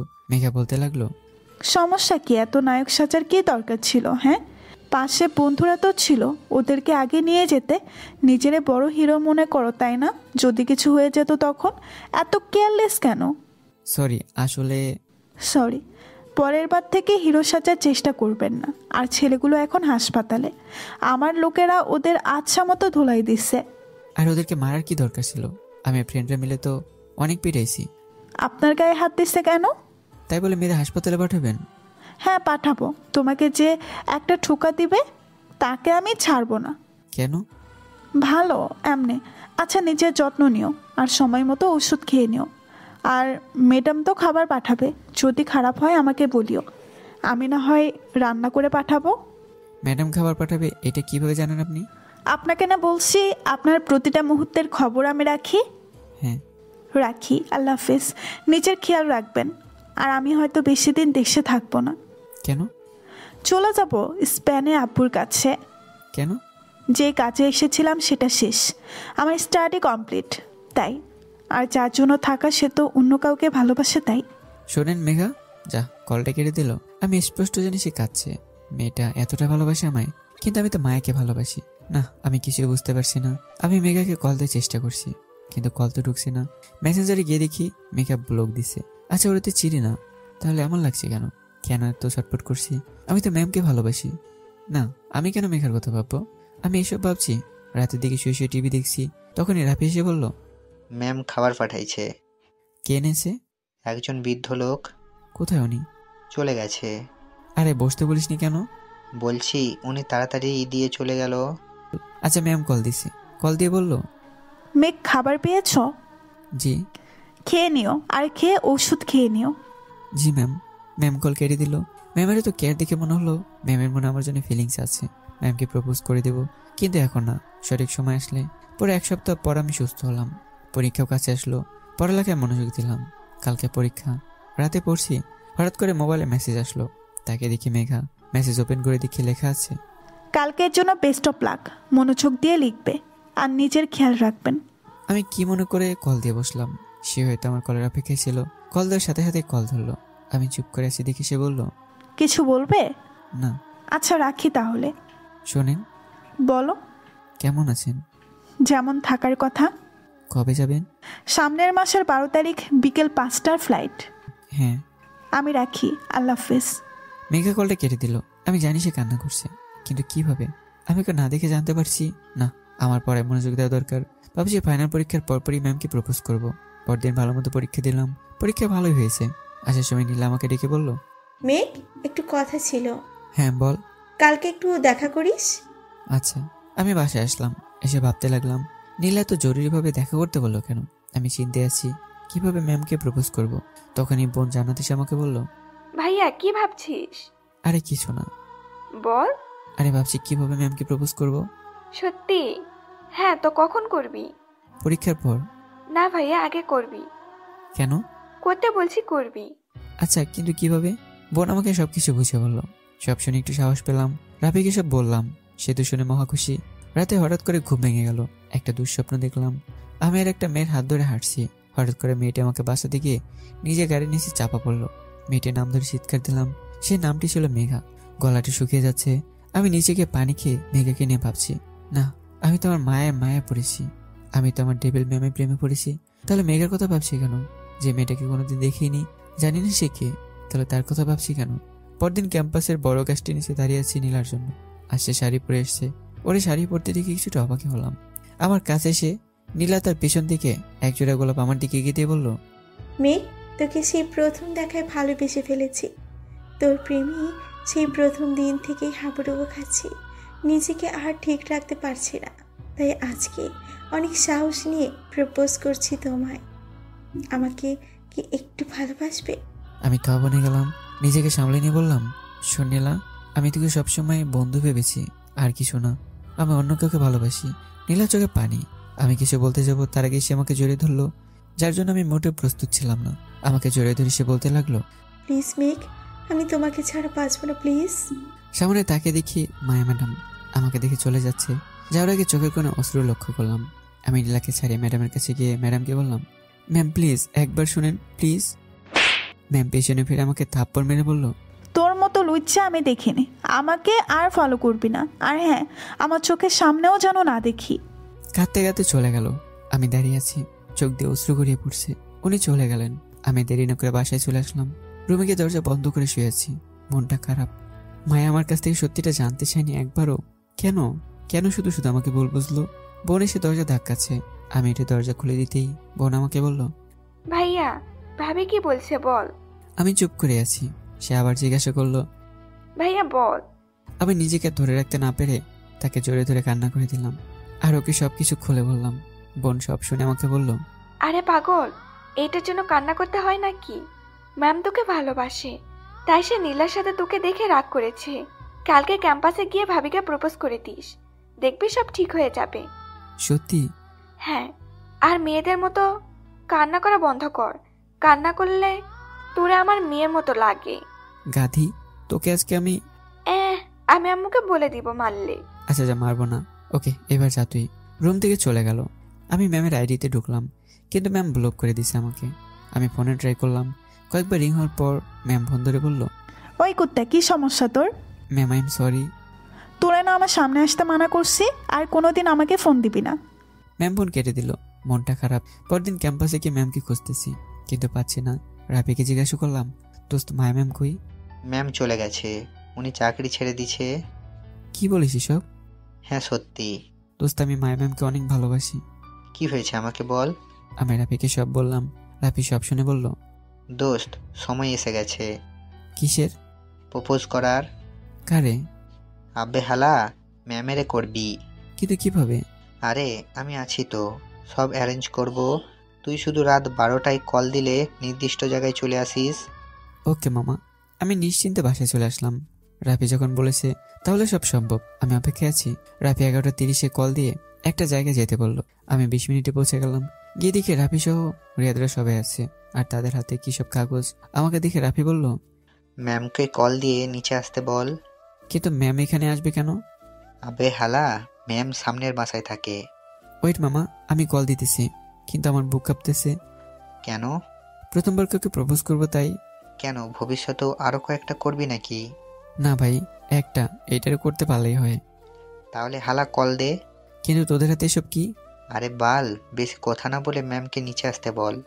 আমি মায়া ম্যামকে কল দিলাম, কয়েকবার দিলাম, কিন্তু ম্যাম কল ধরলো না। আবার দিলাম, ম্যাম কল ধরে বিরক্তির স্বরে বলল, তোর মতো বেহাইয়া নির্লজ্জ ছোট লোক আমি আর দুইটো দেখিনি। সরি ম্যাম, আসলে। আরে তোরে এত অপমান করার পরেও কি হয় না? ম্যাম একটু নিচে আসবেন? কেন? আসেন না। আমি কি তোর চাকর নাকি? Ma'am please. ম্যাম আর কিছু না বলে ফোন কেটে দিল। রাফি আমাকে হতাশ হতে দেখে বলল, কিরে, কি বলছে? অপমান করছে। আরে ভালোবাসায় এতটুকু নির্লজ্জ হওয়া যায়? তুই আবার কল দে। কল দিতে যাব, তার আগে দেখি ম্যাম নীল শাড়ি পরে বাইরের গেটের দিকে আসছে। রাফির বাকিরা দিকে লুকিয়ে গেছে আমাকে একা রেখে। আমার বয়ে হাত পা কাঁপা শুরু হয়েছে। ম্যাম আমার কাছে এসে, তোর মতো নির্লজ্জ লোক আমি আরেকটা দেখিনি। তোরে না মানা করছে আমার সামনে না আসার জন্য? আমি এমনিতে ভয়ে আছি। ম্যামের শাড়ি খেয়ে আরো দ্বিগুণ বেড়ে গেল। না মানে আসলে। কি বলবি বল তাড়াতাড়ি। না মানে আসলে, হঠাৎ করে দেখি রাফির বাকিরা হাতে একটা কাগজ আর একটা গোলাপ নিয়ে ম্যামের কাছে এসে ধরলো। খেয়াল করে দেখলাম সবার হাতের কাগজটা বড় আকৃতির, আর ওখানে বড় করে লেখা আছে সরি। কিন্তু রাফির হাতে লেখা আছে অন্য কিছু। রাফির হাতে কাগজে লেখা আছে, আমি তোমাকে ভালোবাসি। ম্যাম লেখাটা দেখে আমাকে থাপ্পড় মেরে বলল, ছি, তোর মতো লুচ্চা এসব ছাড়া আর কি করতে পারে? কয়টা লাগে তোর? মেয়েবাজি করার জায়গা পাস না? এবার নিজেকে কন্ট্রোল করতে না পেরে ম্যামকে থাপ্পড় মেরে দিলাম আর বললাম, চুপ, একদম চুপ। কি মনে করিস নিজেকে? তোকে সে প্রথম দিন থেকে ভালোবাসি। ম্যাম আছিস তো কি হয়েছে, ভালোবাসি ব্যাস। আর হ্যাঁ, আমি ফাজিল, আমি খারাপ, কিন্তু এতটা খারাপ না যে যাকে ভালোবাসি তাকে ছাড়া অন্য মেয়েকে ভালোবাসবো। আমি শুধু তোরেই ভালোবাসি, আর তোরেই ভালোবেসে যাব। বয়সে বড় হ আর যাই হ। আর হ্যাঁ, আমি আজ পর্যন্ত কোনো মেয়েকে নিয়ে চিন্তাও করিনি যতটা তোরে নিয়ে করছি। রাতের ঘুম হারাম করছি, তার বদলে প্রতিদিন কি পেলাম? লুচ্চা। ভালোবাসি বলে নিজেকে নির্লজ্জ করেছি, তোর হাজার অপমান সহ্য করেছি, কিন্তু আর না। আমার ক্যারেক্টার কিরকম আমার বন্ধুরা সবাই জানে। আসি। আর হ্যাঁ, আজকের পর থেকে এই মুখ আর দেখাবো না। মুখ তো দূরে থাক, সাই আপনার পাশে থাকবে না। আর সরি থাপ্পড় মারার জন্য। আসি। রাফি আমার হাত ধরে বলল, দোস্ত। না ভাই, আর না। আমি খারাপ, আমি ফাজিল একটা ছেলে, আমি নির্লজ্জ, কিন্তু আমি মেয়েবাজি করি না। চল। প্লিজ ম্যামকে বল। না, হার বলবো না। সব অনুভূতি মরে গেছে। আমি মেয়েবাজি করি। এতদিন আমাকে এতটুকু চিনেছে যে মেয়ে আমাকে চিনতে পারে না, বুঝতে পারে না, তাকে ভালোবাসা আমার পক্ষে সম্ভব না। আমি আসি। আমি বাসায় চলে আসলাম। এত রাতে বাসায় ফিরতে দেখে মা কিছু না বললেও বোন আমার কাছে এসে বলল, কিরে ভাইয়া, কি হয়েছে? আর তোর মুখে আঙুলের দাগ কোথায় থেকে আসলো? আরে কিছু না, এমনিতেই। না, কিছু একটা হয়েছে, বল আমাকে। না বোন, কিছুই হয়নি। ভাইয়া আমার কসম দিলাম, বল কি হয়েছে। আমি বোনকে সব বললাম। বোন সব শুনে রেগে গিয়ে বলল, এত বড় সাহস ওর, তোরে থাপ্পড় দিচ্ছে, ওকে আমি ছাড়বো না। বোন শান্ত হ প্লিজ। আর সব সমস্যা আমার জন্যই হচ্ছে, তাই আমার দূরে চলে যাওয়া ভালো। কিন্তু ভাইয়া, সামনে তোর এক্সাম। সমস্যা নেই, আমি শহর ছেড়ে চলে যাব। পরীক্ষা না হয় ওখান থেকে দেব। কিন্তু যাবি কোথায়? বড় খালার বাসায়। আচ্ছা যা, মন খারাপ করিস না। দেখবি একদিন ওই মেয়েটা তোর ভালোবাসা বুঝবে, আর সেদিন সে খুব কাঁদবে। না বোন, এমন বলিস না। মায়া যেন সুখে থাকে, এই দোয়াই কর। কোনোরকম রাতটা পার করে পরের দিন সকালে মাকে বলে বড় খালার বাসায় চলে আসলাম। খালা আমাকে দেখে অবাক, হঠাৎ করে দেখে আমাকে জিজ্ঞাসা করলেন, রে মেঘ, তোরে তো ফোন করেও পাই না, আর সেই তুই বাসায় হাজির? কেন খালা, তোমার বাসায় কি আসা যাবে না নাকি? কি বলছিস তুই? আয় ভেতরে আয়। থাকবি নাকি চলে যাবি? না খালা, এবার অনেকদিন থাকবো। আচ্ছা যা, উপরে তোর নিয়ে আছে, ওকে বল ও রুম দেখিয়ে দেবে। আচ্ছা। আমি তন্নির রুমে গেলাম আস্তে আস্তে। সে মুখে কি সব মেখেছে, দেখতে একদম ভূতের মতো লাগছে। আমি আস্তে আস্তে পিছন দিক থেকে গিয়ে একটা চিৎকার দিলাম। তন্নি লাফিয়ে উঠে এদিক ওদিক দৌড়াতে লাগলো। আমাকে দেখে সে দৌড়ে এসে জড়িয়ে ধরে বলল, মেঘ ভাইয়া, কবে এসেছিস তুই? এই মাত্র আসলাম। আচ্ছা বস। তো কি মনে করে আসলি? বলবো, আগে আমার রুম দেখা, ফ্রেশ হই, তারপর খুব খিদাও লেগেছে। আচ্ছা চল, আমি রুম দেখিয়ে দিচ্ছি। তন্নি আমাকে রুমে নিয়ে গেল। তন্নি আর তানিম দুই ভাই বোন, মানে আমার খালাতো ভাই বোন। তানিম ভাইয়া বড়, উনি লন্ডনে থাকতেন, এখন নাকি স্পেনে শিফট হয়েছেন। তন্নি ছোট, জানাতে সমবয়সী, একই ক্লাসে পড়ে। মেয়েটা আমাকে পেলে নিজের ভাইয়ের কথা ভুলে যায়। এই নিয়ে তানিম ভাইয়ের অনেক আক্ষেপ। তন্নি আমাকে বড় ভাই মনে করে, খুব দুষ্ট কিন্তু খুব ভালো। আমি ফ্রেশ হয়ে নিচে গেলাম খেতে। টেবিলে দেখি তন্নি খাবার নিয়ে বসে আছে। আমাকে দেখে বলল, ভাইয়া তাড়াতাড়ি খেতে আয়। কি রে, এত তাড়া করছিস কেন? আম্মু, আমার ভাইয়ের কাছ থেকে অনেক কিছু জানার আছে, তাই। তুই পারিসও বটে। মেঘ, খেয়ে নে। আমি তন্নি খাবার খেয়ে ছাদে গেলাম। তন্নি জানে আমার ছাদে যাওয়া মানে মন খারাপ। দিনের বেলা ছাদে যাই যখন আমার মন ভালো থাকে না। তন্নি এটাও জানে আমি ছাদে উঠলে কফি খাই, তাই সে কফি বানিয়ে আনলো। তাদের ছাদে বসার জন্য আলাদা জায়গা আছে, আমরা সেখানে বসলাম। তন্নি এক চুমুক কফি খেয়ে আমাকে বলল, ভাইয়া কি হয়েছে আমাকে বল, কেন এত মন খারাপ তোর? আমি তন্নিকে সব বললাম। হাজার হলে বোন তো। আমার কথা শুনে তার রাগ উঠলো। সাথে সাথে সে মায়াকে আজে বাজে বলা শুরু করে দিল। ভাগ্যে সে সামানি পায়নি, না হলে খবর করে ছাড়তো। আমি কোনোরকম তন্নিকে শান্ত করে বললাম, আরে রাগ করার কি আছে? কি আছে মানে? তোকে অপমান করার সে কে? আজ পর্যন্ত তোর আব্বু তোকে কিচ্ছু বলেনি, আর ওই মেয়েটা বলার সাহস কি করে পায়? ওকে ভালোবাসি তাই। কিন্তু ভাইয়া, ও তোর ভালোবাসা বোঝে না। আরে পাগলি, বুঝে, সব বুঝে। আমি জানি সে ভালোবাসে, কিন্তু প্রকাশ করতে চায় না। কেন ভাইয়া? জানি না। তন্নির সাথে কথা বলছি, এমন সময় দেখি মেঘার কল। আমি কল ধরতে মেঘা বলল, মেঘ, তুই কোথায়? আজকে তোকে ক্যাম্পাসে দেখলাম না। জি, আমি একটু বাইরে আছি। ম্যামের ব্যবহারে বেশি কষ্ট পাইছো? না, ওয়েট, আপনি কিভাবে জানেন এসব? আমি আগেই বলেছিলাম আপনার সব খবর আমি রাখি। হ্যাঁ, কেমন যেন একটা সন্দেহ হলো। এটা তো আমাকে যাচাই বাছাই করতে হবে। কি করেন আর কোথায় আপনি? সরি বলা যাবে না। মেঘা কেটে দিল। তন্নি জিজ্ঞাসা করলো, ভাইয়া কে কল দিছে? আমি তন্নিকে মেঘার ব্যাপারে সব বললাম। তন্নি শুনে বলল, ভাইয়া দাল মে কুছ কালা হে। বোন, কিছু না, ব্যাপার স্যাপার কিছু একটা আছে। আমাদের দুজনে মিলে এটা সমাধান করতে হবে, কিন্তু কেউ যাতে না জানে। ওকে। হঠাৎ করে রাফি কল দিল। আমি কল রিসিভ করতে রাফি জিজ্ঞাসা করলো, আবে হালা, কই তুই? তোর সাথে আড্ডা দেওয়ার জন্য সবাই বসে আছি। না দোস্ত, আমি অনেক দূরে আছি। কি বলিস? কোথায় তুই? আছে একটা জায়গায়। বল। চিন্তা করিস না, আমি তাড়াতাড়ি চলে আসবো। আমি কল কেটে দিলাম। কেমন জানি এখানে একটু ঘরবার মনে হচ্ছে। রাফির কথার মাঝে পরিবর্তন লক্ষ্য করতে পারলাম। আমি ইরাকে কল দিলাম। ইরা কল ধরতে আমি ওকে সব প্ল্যান বুঝিয়ে দিলাম। এরপর মোবাইল থেকে সিমটা খুলে রাখলাম, যাতে কেউ কন্ট্যাক্ট করতে না পারে। আর মেয়েকে মেসেজ দিয়ে নতুন সিমের নাম্বারটি দিলাম, যাতে প্ল্যান সাকসেসফুল হয়। তারপর আমি একটু ঘুমানোর চেষ্টা করলাম, কিন্তু না, সম্ভব হয়নি। যদি প্ল্যান মোতাবেক না হয় তাহলে কি হবে? না, আমি শিওর হবে। 2 দিন কাটিয়ে দিলাম। এরা আমাকে কোনো খবরই দিল না। সন্ধ্যার সময় আমি আর তন্নি ছাদে বসে বসে কফি খাচ্ছি। এমন সময় রাফির নাম্বার থেকে কল আসলো। আমি ফোন ধরতে রাফি বলল, কিরে, তোর পুরানো সিমটা বন্ধ নাকি, যে নতুন সিম চালাচ্ছিস? হ্যাঁ দোস্ত, কিন্তু এই নাম্বার কিভাবে পেলি? না মানে আন্টি থেকে নিচ্ছিলাম। ও ভালো, কি খবর তোর? ভালো না রে। কেন? মায়া ম্যাডাম প্রতিদিন তোর কথা জিজ্ঞেস করে করে মাথা খেয়ে ফেলে। আচ্ছা, কোথায় তুই আমাকে বল। না দোস্ত, এটা বলা যাবে না। আচ্ছা, আমাদের পরীক্ষা তো সামনের মাসে, একেবারে তখন দেখা হবে। কি বলিস তুই? তোরে ছাড়া কেমন কেমন লাগে, চলে আয় তাড়াতাড়ি। না রে দোস্ত, আমি আর যাবো না। কোনো মতো পরীক্ষা দিয়ে বাইরের দেশে চলে যাব। কেন মামা? আর মায়া?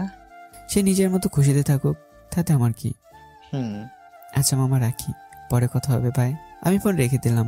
যেমন ভাবলাম ঠিক তেমনই হলো। রাফির কল কাটার সাথে সাথে মেঘের কল আসলো। আমাকে কল দেওয়ার সাথে সাথে বলল, মেঘ, তোমাকে কয়েকদিন দেখা যায় না কেন? কোথায় তুমি? ম্যামের উপর এত রাগ করে আছো? কেন, রাগ কি শুধু সেই করতে পারে? আমরা কি মানুষ না? আমাদের কি রাগ নেই? কিন্তু তোমাকে না দেখলে আমার দিন কাটে না। প্লিজ ফিরে আসো। আচ্ছা রাখি, পরে কথা হবে। আচ্ছা, এই শোনো। জি বলো। কবে ফিরবে? জানি না। পরীক্ষা? সেটা দিব। আচ্ছা রাখি। কলটা কেটে দিলাম। সে আবার কল দিল। আমি কল রিসিভ করতে এসে বলল, আমাকে তুমি করে বলছো? কই না তো। জি বলো। আরে না, আমি তো জি বলেন বলছিলাম। ও আচ্ছা রাখি। আচ্ছা, তনি আমাকে দেখে বলল, ভাইয়া তোরে অস্কার দেওয়া দরকার, কি সুন্দর ড্রামা করলি। এখন কি বুঝলি? হ্যাঁ আমি শিওর, শুধু রাফির বিষয়টা জানা হলো না। দেখতে দেখতে পুরো 1 সপ্তাহ কেটে গেছে। এবার ধামাকা করার সময় হয়ে গেছে। এর থেকে যা জানা জেনে নিয়েছি। আর আমার ধারণাই সত্যি হলো। এবার দিকে মাইক কিভাবে আমার হাত থেকে বাঁচে। আমি তন্নিকে নিয়ে ফেসবুকে একটা ছবি আপলোড করলাম আর ক্যাপশন দিলাম, আমার হবু বউ। ঘন্টা কয়েকের মধ্যেই বন্ধুরা কনগ্রাচুলেশন জানানো শুরু করলো। কিন্তু রাফি রিয়াদরা বাদে তারা কমেন্ট না করে আমাকে মেসেজ দিল। রিয়াদদের সবাইকে বললাম কথা সত্যি। রাফি আমাকে মেসেজ দিয়ে বলল, কিরে মেঘ, এসব কি?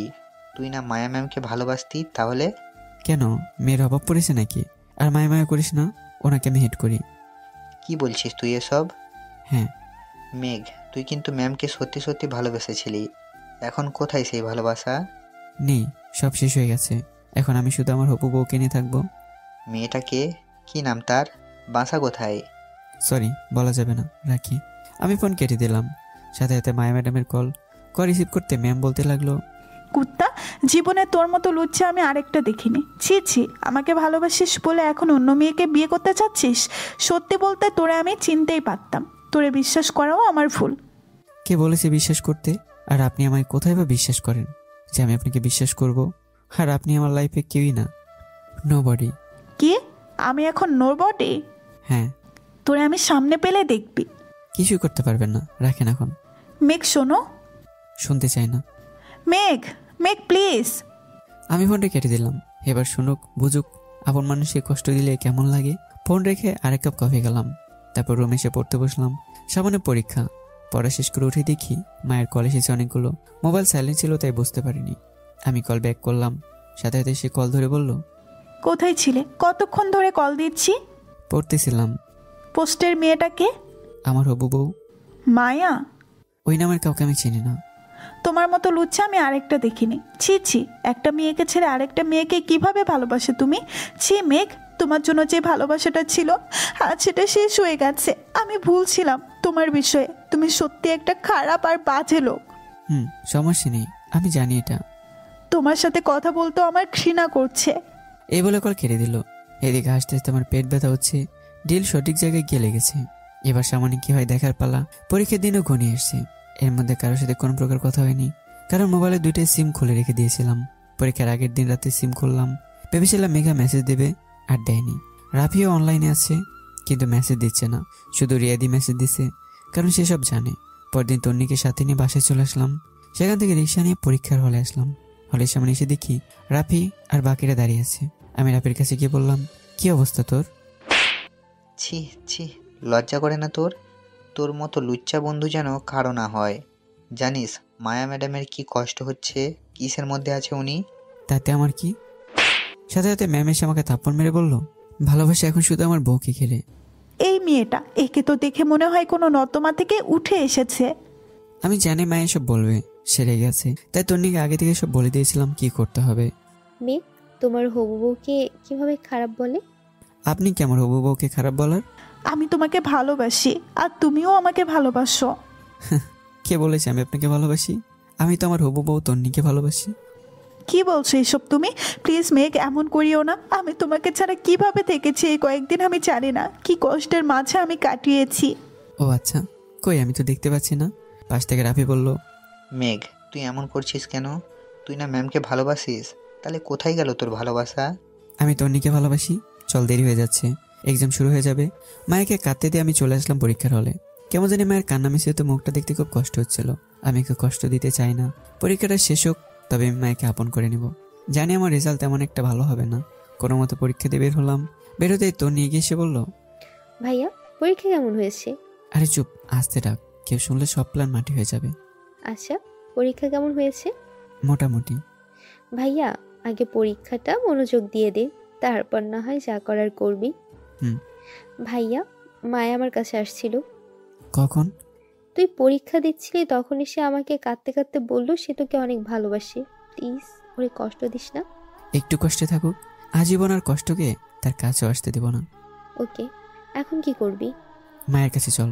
আমি তন্নি মায়ের কাছে গেলাম। তন্নি জানি সে কোথায়। মায়া আমাকে দেখে এসে বলল, মেঘ প্লিজ এমন করো না। সরি, আমাকে বলে যাওয়াতে আপনার ভালো। প্লিজ মেঘ, আমার ভুল হয়ে গেছে, আমাকে মাফ করে দাও। মাপ আমি সে কবে করেছি? তাহলে বলো ভালোবাসি। বললাম তো, আমার সব ভালোবাসা আমার হবু বউকে ঘিরে। মেঘ প্লিজ। সরি, আমি চলে আসলাম। ওকে কষ্ট দেওয়ার মানে এই না যে ওকে ভালোবাসি না, তবে আমার প্রতি ভালোবাসাটাকে গভীর করার জন্যই এইসব করা খুব জরুরি। এভাবে প্রায় পরীক্ষায় সে এসে আমার জন্য অপেক্ষা করত। ওর মায়াবী চেহারাটা আমাকে খুব কষ্ট দিত। ওকে কাঁদতে দেখে নিজের বুকটা দুমড়ে মুচড়ে উঠত। তার ভালোবাসার গভীরতাটাকে খুব করে উপলব্ধি করতে পারছি আমি। পরীক্ষা শেষে সে এসে শুধু একটা কথাই বলতো, মেঘ সত্যিই কি ভালোবাসো আমায়? আমি চুপচাপ চলে আসতাম। পরীক্ষার প্রথম দিকে তন্নিকে নিয়ে আসতাম, শেষ কয়েকটা পরীক্ষায় ওকে নিয়ে আসিনি। বাসায় বসে আছি, কালকে পরীক্ষা শেষ হবে আর মায়াকে আমি আমার মনের কথাটা বলে দেব। জান্নাত এসে বলল, ভাইয়া তুই কাজটা ঠিক করিসনি। কি বোন? তোর অধিকার নাই একটা মেয়ের ভালোবাসা নিয়ে খেলা। আর আমি তো মেঘা, সরি, মায়ের সাথে একটু। চুপ কর তুই। আর যদি তোর মতো কেউ আমাকেও করতো তখন? যদি আমার ভালোবাসা মানুষটি আমার সাথে এমন করতো তখন? সরি বোন, আমি কালকে সব ঠিক করে দেব। কাল যেন আমি ভাবিকে বাসায় দেখি, আর না হলে আমি আর কোনোদিন তোর সাথে কথা বলবো না বোন। এইটাই শেষ কথা। আমি জানি বোন রাগের মাথায় বলেছে, কিন্তু আমি তো শিওর মায়া ম্যাম আমার, শুধু আমার, উনি আমাকে ভালোবাসেন। পরদিন নিজের বাইকটা নিয়ে পরীক্ষার হলে গেলাম। আজকে পরীক্ষার পর মায়াকে নিয়ে পুরো শহরটা ঘুরবো। পুরো শহরে আমাদের ভালোবাসার রং মেলে দেব। এই শহরে যেন সাক্ষী দেয় আমাদের ভালোবাসার। বুক কাঁপছে। পরীক্ষার হলে কিভাবে পরীক্ষা দিয়েছে জানি না। তাড়াতাড়ি হল থেকে বেরিয়ে প্রতিদিন নেয় সেই জায়গায় গেলাম যেখানে মায়া দাঁড়িয়ে থাকে, কিন্তু সেখানে গিয়ে আমি অবাক হলাম। মায়া নেই। মনে হলো রেস্টুরেন্টে গেছে, তাই রেস্টুরেন্টে গেলাম খুঁজতে, কিন্তু সেখানেও নেই। ভয় হতে লাগলো। সবার আগে পরীক্ষার হল থেকে বের হয়েছিলাম, আশেপাশে প্রতিটা জায়গায় খুঁজলাম, কিন্তু না, কোথাও মায়াকে খুঁজে পাইনি। তাহলে সে কোথায় গেল? ফোন দিচ্ছি কিন্তু কল যাচ্ছে না। আমার ভয় হতে লাগলো। পাগল প্রায় আমি। আমাকে এদিক ওদিক ছোটাছুটি করতে দেখে রাফি বলল, মেঘ কি হয়েছে? দোস্ত, মায়া ম্যামকে দেখছি না, সে কোথায়? সে নেই, আসবে না। আর তোর এত দরদ উথলে পড়ছে কেন? তুই তো ম্যামকে ভালোবাসিস না। চুপ কর। যে মেয়েটা তোকে সেই ইন্টার থেকে ভালোবেসে আসছে, সে মেয়েটা তোর জন্য বাইরের দেশে না গিয়ে এখানেই থেকে পড়ালেখা করছে। তোর জন্য সে নামি দামি কলেজ থেকে এই কলেজে এসেছে। তোর জন্য, তোর ভালোবাসা পাওয়ার জন্য সে কলেজে শিক্ষকতা করেছে। তোকে ভালোবাসে বলে সে তোর দেওয়া হাজারো কষ্ট সহ্য করেছে, কিন্তু সবশেষে সে কি পেল? কষ্ট আর কষ্ট। কি বলছিস এসব? মায়া ম্যামকে তো আমি প্রথমবার এই কলেজে দেখেছি। না, মায়াকে জানিস? মেঘা চৌধুরী। হ্যাঁ, যে মেঘা তোকে কল করে ভালোবাসি ভালোবাসি বলতো, আমার কাজিন, যাকে তুই ক্লাস 10-এ থাকতে প্রপোজ করেছিলি। ওই সময় তুই আবেগের বশে ওকে প্রপোজ করেছিলি, আর তোর সেই প্রপোজালটা সে সত্যি মনে করে তোকে ভালোবাসতে শুরু করেছিল। সে সিনিয়র বলে তোকে ভালোবাসি কথাটা বলতে লজ্জা পাচ্ছিল বলেই আমি আর মেঘা মানে তোর মায়া ম্যাম প্ল্যান করিয়ে সব। তার মানে এটা সেই মেঘা? হ্যাঁ দোস্ত, বিশ্বাস কর, আমি এতদিন যা করেছি সব ওকে নিজের করে নেওয়ার জন্য। আমি শুধু নাটক করেছি। তোর নিয়ে আমার খালাতো বোন। কি বলিস? হ্যাঁ, আমি মায়া ম্যামকে আমার ভালোবাসার গভীরতা বোঝানোর জন্য এসব করেছি। কিন্তু তুই জানিস না, মায়া তোর প্রেমের গভীরতায় এতটা ডুবে গেছে যে তোকে ছাড়া সে কিছুই কল্পনা করতে পারে না। প্লিজ রাফি, বল মায়া এখন কোথায়? সে নাই, সে চলে গেছে। আরে মজা না করে বল, সে কোথায়? সত্যি বলতেছি, সে চলে গেছে এয়ারপোর্টে। এতদিন তোকে ভালোবাসি বলে সে স্পেনে না গিয়ে এখানে ছিল। আজ যখন তোকে সে তার ভালোবাসাটার উপলব্ধি করাতে পারলো না, তার দেশে থাকার মানেটাও নাই, তাই সে কাল এসে তোকে বলতে চেয়েছিল সে আজ দেশ ছেড়ে তার বাবার কাছে চলে যাবে, কিন্তু তুইও ওর একটা কোথাও শুনতি না। কথাগুলো শুনে পায়ের তলার মাটি মনে হয় সব সরে গেল। পাগলিটাকে এতটা কষ্ট দেওয়া উচিত হয়নি। চোখ দিয়ে অশ্রু পড়তে লাগলো। আমি রাফিকে বললাম, ভাই ওর ফ্লাইট কয়টায়? 1 ঘন্টা পর। কি বলিস কি? হ্যাঁ। প্লিজ ভাই, ওকে যেতে না কর প্লিজ। কেমনে ওকে না করব? কেন করব? ভালোবাসি তাই। তাহলে ওকে নিজেই গিয়ে আটকা। তোর জন্য আমার বোনটা কি কষ্টের মধ্যে ছিল জানিস তুই? তোর জন্য সে কি পরিমাণ কান্না করেছে তুই কি দেখেছিস? সরি দোস্ত। সরি না বলে ওকে তাড়াতাড়ি গিয়ে আটকা। ওকে আমি যাচ্ছি। আমি আমার মাইকে কোথাও যেতে দেবো না। আমি তাড়াতাড়ি বাইক স্টার্ট দিয়ে এয়ারপোর্টের উদ্দেশ্যে রওনা হলাম। বাইকের স্পিড বাড়াতে লাগলাম। চোখ দিয়ে পানি পড়ছে। আমি কি করলাম? নিজের অজান্তে মাইকে এতটা কষ্ট দিয়ে দিলাম। আল্লাহ, সে যদি চলে যায় তাহলে আমি বাঁচবো না। আল্লাহ, আমি ওকে ছাড়া কিভাবে বাঁচবো? ওকে যে আমি অনেক ভালোবাসি, অনেক। বাইকের গতি অতিরিক্ত মাত্রায় বাড়ানো ছিল। হঠাৎ করে বাইকের সামনে একটা বাচ্চা এসে যাওয়ায় আমি বাইকটাকে কন্ট্রোল করতে না পেরে অ্যাক্সিডেন্ট করে বসি আর সাথে সাথে অজ্ঞান হয়ে যাই। অজ্ঞান হওয়ার আগে দেখি আমার রক্ত আশেপাশে মাখামাখি হয়ে গেছে। চোখ খুলতে কষ্ট হচ্ছে, মাথায় প্রচন্ড ব্যথা। কোনো মতে চোখটা মেলেই চারপাশে তাকাই, দেখে মনে হচ্ছে হাসপাতালে আছি। পাশে একজন নার্স ফাইল চেক করছে। আমাকে চোখ খুলতে দেখে নার্সটি ডাক্তারকে ডাক দিল। ডাক্তার তাড়াতাড়ি এসে আমাকে চেক করলো, তারপর বলল, মেঘ সাহেব, আপনি খুব লাকি। আপনার স্ত্রী যদি সময় মতো আপনাকে হাসপাতালে নিয়ে না আসতো তাহলে আপনাকে বাঁচানো সম্ভব হতো না। আমার স্ত্রী? কে স্ত্রী? এই তো বাইরে দাঁড়িয়ে আছে, মেঘা ম্যাম। একটু ভেতরে আসেন, আপনার স্বামীর জ্ঞান ফিরেছে। মেঘাকে ভিতরে আসতে দেখে বুকটা ধক করে উঠলো। তার মানে মেঘা আমাকে বাঁচিয়েছে। কিন্তু সে তো এয়ারপোর্টে ছিল। মেঘা আমার কাছে এসে বলল, এত পাগলামি করো কেন? যদি সময় মতো না আসতাম তাহলে আজকে তোমাকে। এই বলে সে কাঁদতে লাগলো। আমি মেঘার হাতটাকে আস্তে করে নিজের হাতের মুঠোয় নিয়ে বললাম, তুমি এসেছো মেঘা। সরি, আমি অনেক কষ্ট দিয়েছি তোমাকে। প্লিজ মাফ করে দাও, আর কোনোদিন কষ্ট দিব না। দিয়ে দেখিও, হাত পা ভেঙে গুঁড়ো করে দিব। কিন্তু তুমি অ্যাক্সিডেন্টের জায়গায় আসলে কিভাবে? তুমি তো এয়ারপোর্টে চলে গিয়েছিলে। হাতারাম, এয়ারপোর্টে গিয়েছিলাম আব্বুকে আনতে। রাফি তোমাকে মিথ্যে বলছে যাতে আমার কাছে ফিরে আসো। রাফি হারামিটারে আমি ছাড়বো না। আহ, কি কি হয়েছে? কিছু না, মাথা ব্যথা করতেছে।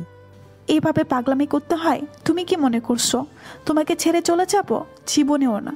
সেই কলেজ লাইফ থেকে ভালোবেসে আসছি, আর তুমি গাধাটা কিছুই টের পাও না। 3টা বছর একই কলেজে পড়েছি, তাও কোনোদিন আমাকে খেয়াল করলে না। যখন ম্যাম হয়ে এলাম তখন খেয়াল করলে। সরি। পাশ থেকে ডাক্তার বলল, আপনারা কি স্বামী স্ত্রী না?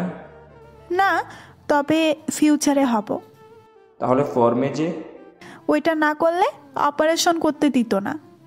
মেঘ সাহেব, আপনি কিন্তু খুব লাকি। লাকি আর হলাম কই? ওর মতো ডেবিল মেরে বিয়ে করে জীবনটা তেজপাতা করবো আর কি।